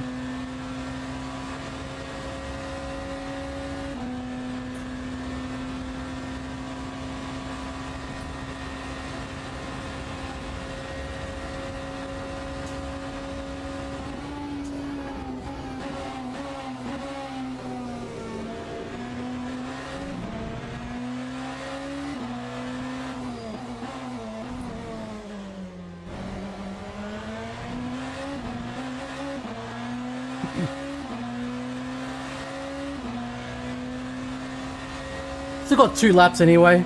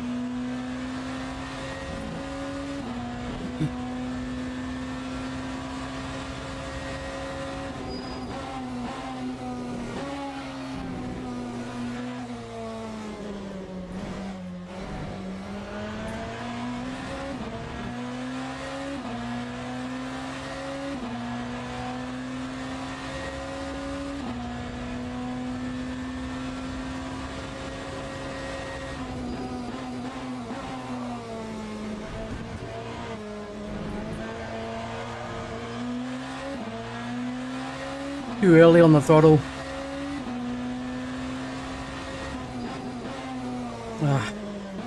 It's already gone. I'm going to try one more time, then I'm calling it a night. Sometimes you just need to take a break, and then you come back and you can do better. But I don't do it on this one, I'm just going to call it. But this is already really good, so I'm happy with the setup the way it is. I don't see the need to change anything.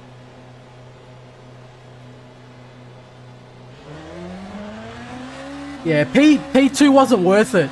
You can do all of that with P3. Like, you can get the rotation with P3 on the front roll bar, or anti-roll bar, sorry.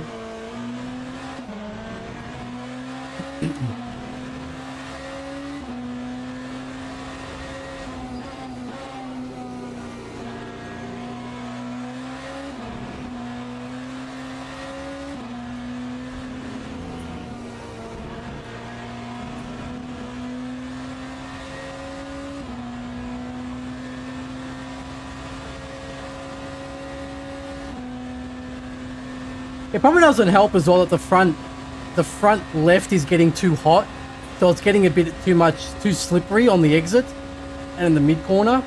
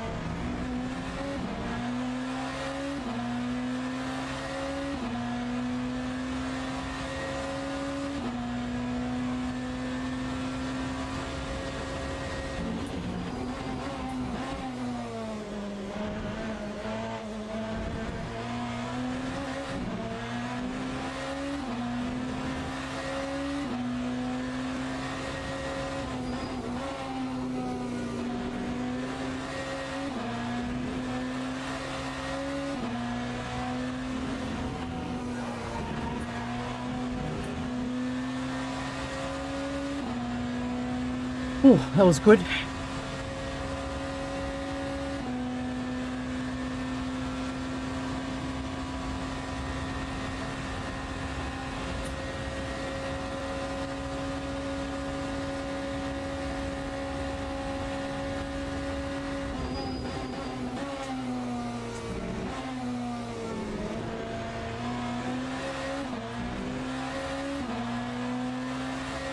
Nice.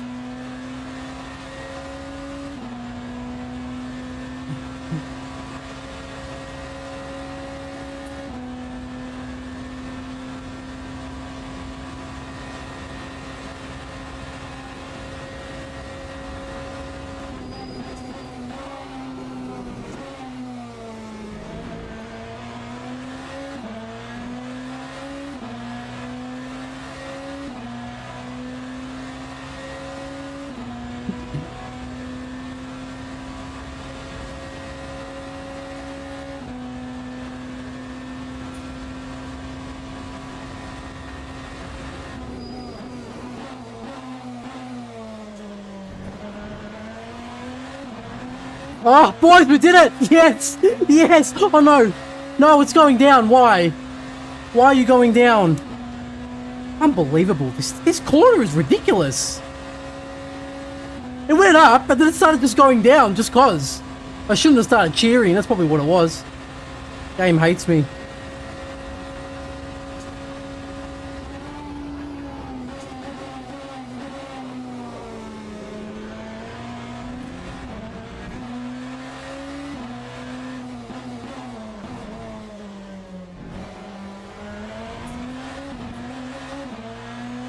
And then I lost it in the Indianapolis. Could still get it from the chicane. If I do the chicane properly.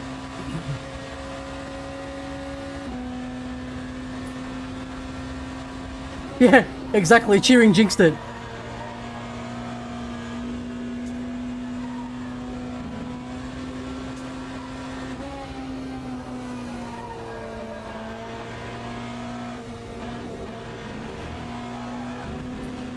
Ah.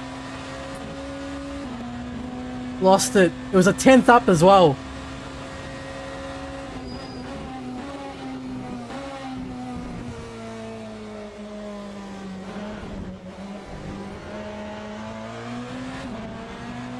Yeah, mate. I'm just trying to get the damn lap time down.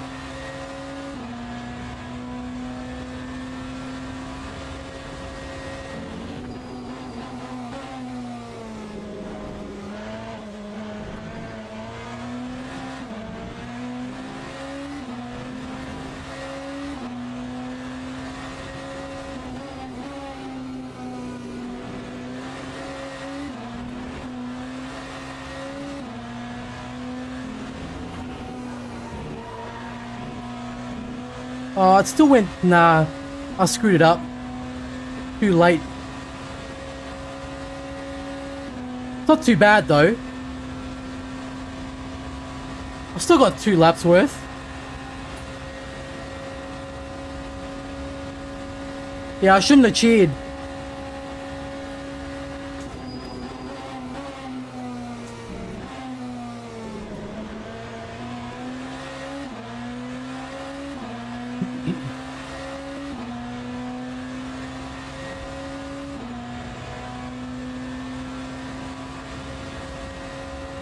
But you know what? At the end of the day, this is fixed setup, dude. Like, this is just a fixed setup. The lap times are really good for fixed setup, so...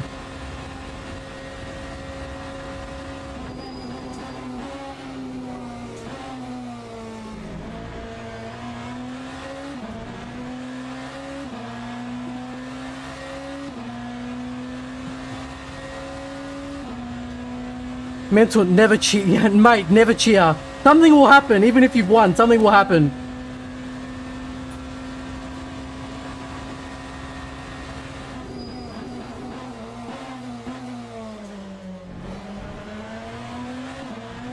Please.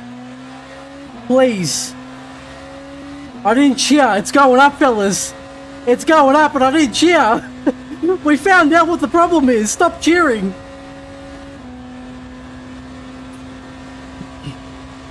I can't stand that corner. I really can't stand that corner.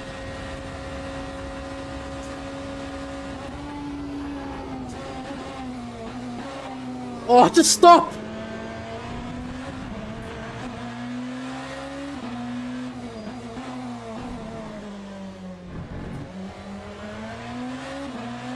Unbelievable.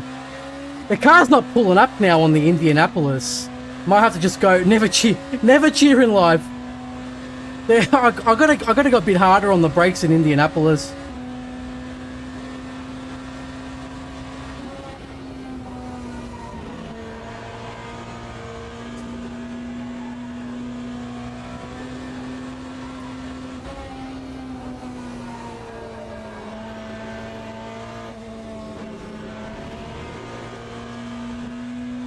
Yeah, the car, I couldn't get the car slowed down in time.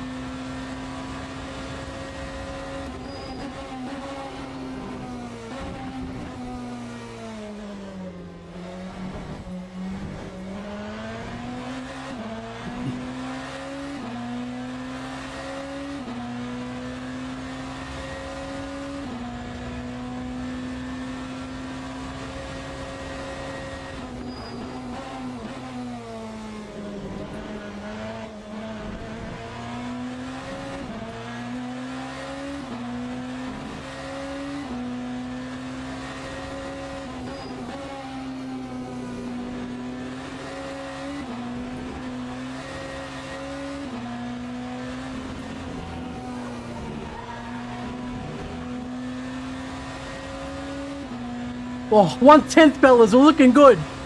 Purple sector 1.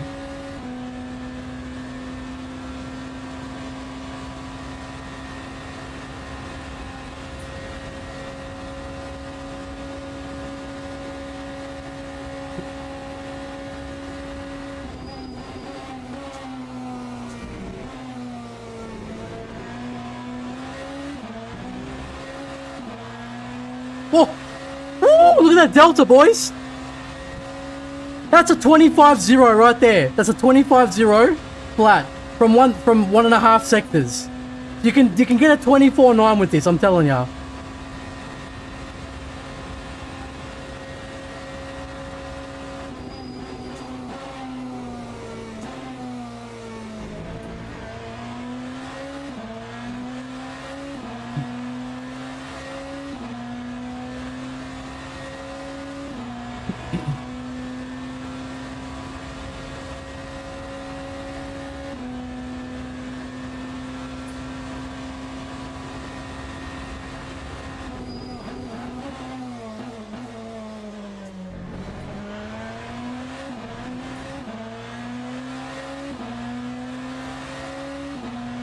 That's 24-9 right there. Just pause this lap and say it's finished. It's 24-9 right now.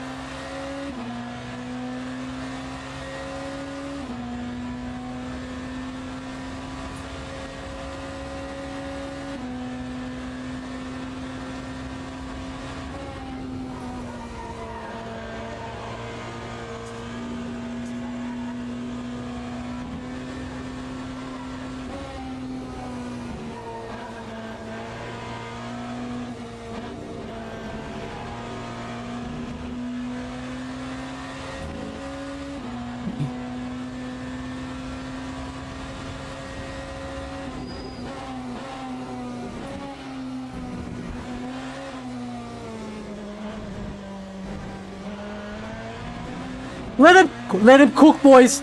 Let him cook, boys. Let him cook. What does it say, fellas? What does it say? Yes, yes. Holy crap, that's a 24-8 with the fixed setup, dude. I retire. I'm done, boys. I'm quitting. That's it. We're finished. We're done. It's it. That's it. Oh God. Holy crap, dude. I was just like zoned in, man. Not good enough. Oh God. Don't kill me like that, mate. So let's have a look. Oh. Jesus, boys. What do you mean the job's not finished, man?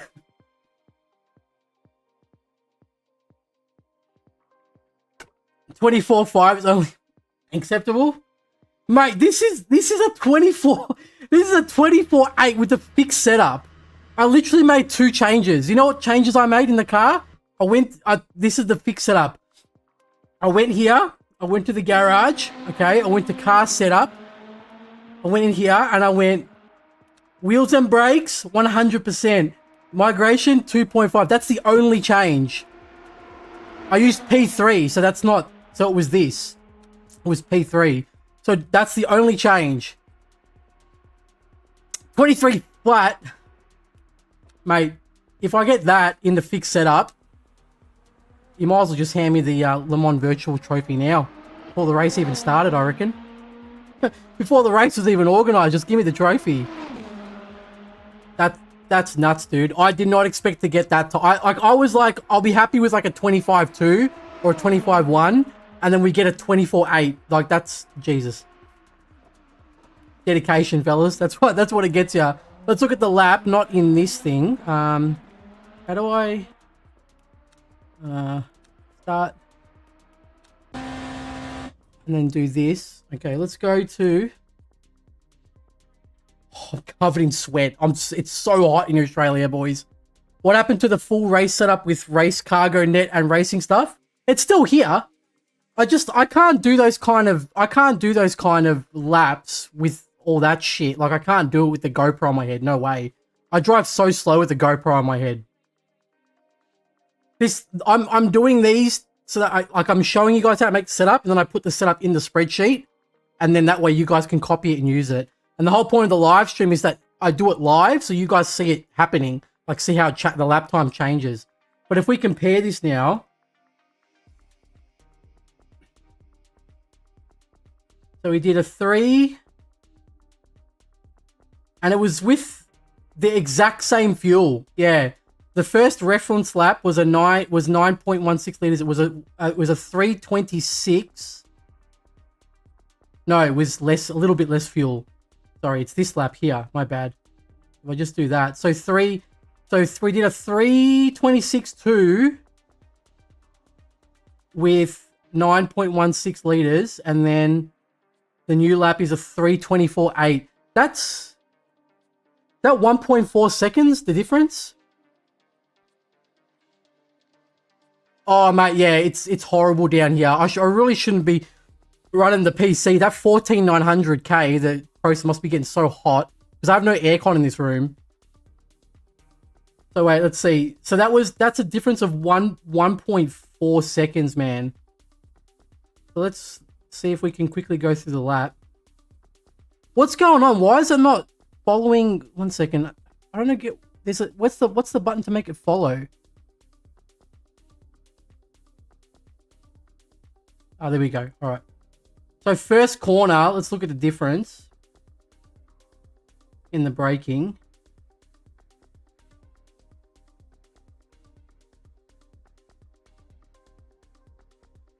Oh, wait, I went too close, too far, sorry.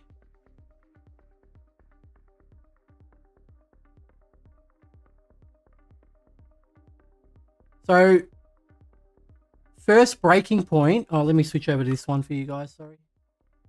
So first braking point.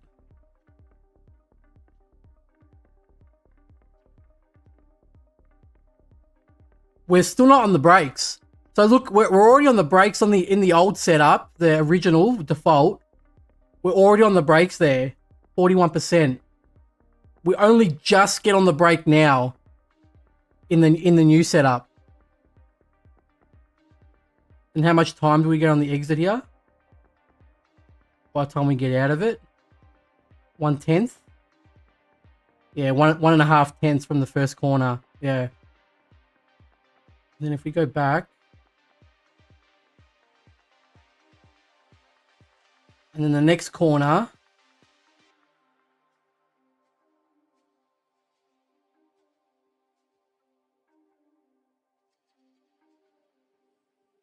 be a little bit late, like not that much later. And it's just the main thing you can see is that it's a tighter line. So the yellow dotted line is the old line taken, and then the green one, or the blue one, is the new one. And you can see it's just a bit tighter, that's all. Yeah, we just take a slightly tighter line. And then we end up, what is that? 2.5, nearly 3/10 up. And then the next corner. So Tetra Rouge. It's about the same amount of braking. Little bit less, yeah, a little bit less braking from the new setup. It's about 1/10. Here would be a lot of the. Oh god, that's 3/10 in one corner. This is the first chicane. So where's the braking? Yeah, we've already got the brake pedal halfway down in the old setup. We're still, so we're full on the brake in the old setup, and we're still not. We haven't touched the brake in the new setup yet. And then about there.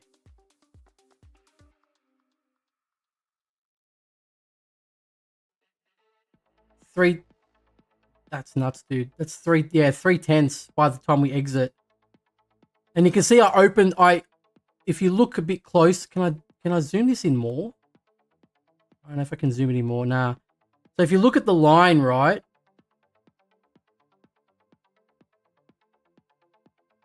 If you look at the purple, wait, what if I did this? Show. So if you look at the line here is a bit tighter. So we come in And you see that we're a little bit tighter on the apex, like we're closer. And then we come out a bit more. Because you can see the yellow line is what we took on the exit in the first setup. And this time we go out wider, like we use more of the track for the exit. And it helps us get the wheel straight sooner so we can go full throttle. And you can see there, yeah, how much time it gains. And then that's first chicane, second chicane. What is it? It's up 5.5. About the same there. Yeah, not much changed. And then this stupid fucking hair. I can't stand this. I hate this corner with a passion, dude. Seriously. We gained 0.2 there. Yeah, okay. So what happens here? Let's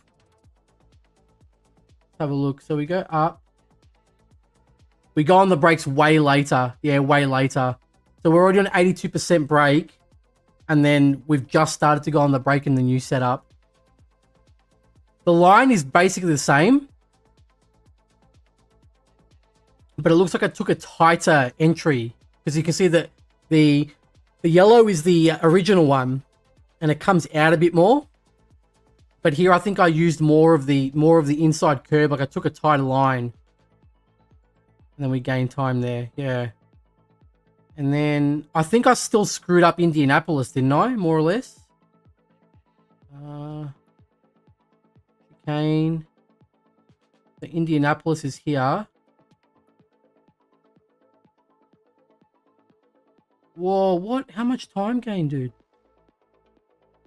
So coming into Indianapolis. Yeah, it's more or less the same braking. I probably could have taken it faster, actually. But I still end up, yeah, see how the delta goes down? So the delta goes down, see, we're 0.8 up there, but then I brake a little bit too much. So I could have carried a bit more speed there, because it goes down. It goes down to 7.7. And then we go hard on the brake. Not hard, not too hard. And I took a tighter line. And then I gained... Jesus, what? About 0.2, yeah. We're a second up at that point. And then that another annoying hairpin, one before Porsche curves. We go on the brakes earlier. The line is almost the same. If you look at it, the dotted line is almost the same as the blue line. It's a slightly... I think the exit here was probably better. Wait, let's see. Oh, no, we were up on the delta. I probably just braked... Did I brake later at all? I'm surprised I... No, I braked earlier. Okay, interesting. Yeah, it's weird that hairpin, like you just... Sometimes you think you've done it well, and then you come out on the exit, and then the delta's gone down, and you're like, oh god. Like, what did I do? What did I do to even deserve that? And then Porsche curve was just... Yeah, it would have been faster. Yeah. Well, actually, that's the hit. That's Indianapolis. That's the... Here we go. So 1.2 seconds up. Do we gain time there? Yeah, by the end of Porsche curves, we gain time. And then the chicane. Let's see the chicane.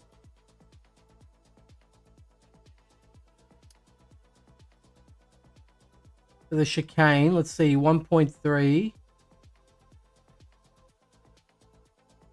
Yeah, we go on the brakes later. The line is almost the same, basically. We carry more speed through there. Because we gain 1/10. It kind of stagnates a bit, yeah. We lose time on the entry. Then we gain time. Yeah, we gain time on the exit in the final part. And then by the time we come out of that, we're 1.4 tenths up on the... Jesus, what a lap. Well, we don't have to do the Le Mans thing tomorrow now. I thought it was going to take 2 parts, but we did it in the one. So, what am I going to do tomorrow? I mean, not... Yeah, was it meant to be tomorrow? I think what I'm going to do, guys, because I've got the Interlagos race on Monday. I'm just going to spend tomorrow and Sunday practicing Interlagos for the race. Because I know I'm working on the Monday and I have to like run downstairs after work to come down and get started on the race. Because I finish at like 8 and the race starts at like 8:15. So I think I'm gonna need to practice beforehand because I'm not even gonna get a chance to kind of get settled for the race. Like literally finish work, run downstairs, and then yeah. So I'm gonna I might just stream it. I don't know. We'll see. I might just stream it on the Saturday or the Sunday or whatever. And then yeah, Monday we've got that first race. So it's 60 minutes at Interlagos, and it's a full grid at the moment, 38 cars, Hypercar and GT3. And it's 60 minutes. So there'll be a pit stop. But it's going to be, I don't know what I'm going to do. It's either going to be less fuel and a longer pit stop, but no tires, or a full tank, like full tank as in full amount of virtual energy with the same amount of fuel, and then a quick splash and dash. One of those. I haven't really decided what I'm going to do yet. All right. Well, that's it. BMW's done, guys. I don't know what track is next. So we've done Spa. We've done Interlagos. Don't forget to check the comment down below, the comment in the YouTube video here. That's got the link for the spreadsheet. So it'll all be uploaded there after I'm done. So we've done Spa. I think I need to redo Spa, though, because that was in very cold conditions. I don't think it was, and it was like a 2.0. It could have been a 2.002. I think if I do it in warm conditions, we can make it a 159. I think it'll look better. So we've done Spa, we've done Interlagos, we've done Fuji, we've done Le Mans. So what's next? We've got, there's Bahrain, Sebring. There's still quite a few. But yeah, I'll get through it all. And then yeah, once I'm done with the BMW, I'll go to the next car and then I'll get them all done slowly. And then once they're done, then they're there for everyone to use. You can just copy what I did and hopefully get similar lap times, yeah? All right, guys, let me raid somebody quickly. Let's have a look. But yeah, hopefully this helped you out today. It kind of just shows you like the thinking that goes into it. Like I went to roll bar P2, I went down, and I was like, oh yeah, this is good. This turn's good. But at the same time, I was like, oh, it's a little bit sketchy though. So it's not worth it for like newer guys. But then you found that even by putting the roll bar back up to P3, the car was like a little more understeery, but the lap time still ended up being faster. So it's always like the setup that feels more like safe, like not necessarily safer, but it's just a bit more confidence inspiring. That'll give you better lap times than the one that feels shaky, like when you're trying to really balance the wheel all the time, trying to balance like the rear coming out. So it's not always like the esports one is the fastest. The esports setups are only the fastest if you're good enough to use them and you're like fully confident in the car and you have really dentist-like movements with the wheels. So if you're just an average racer, then they might not be good for you. You might be better off with something like this, just the default setup with some changes to the electronics. I didn't even really change anything, to be honest. I just changed the pedal force and the what is it? The brake migration. All right, let me just see who I can rate quickly.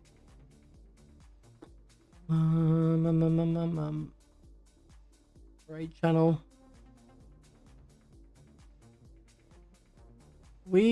Who's streaming Le Mans Ultimate?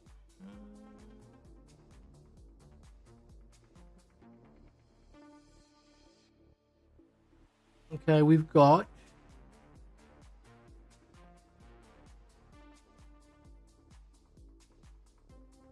let's try help someone. Is there anyone that we know from the Discord? No, I don't think so. Let's just raid this Harkonnen guy. Harkonnen, yeah. Alright guys, I will see you on Sunday, maybe. I'm going to say Sunday. But yeah, have a great weekend. I'll see you on Sunday and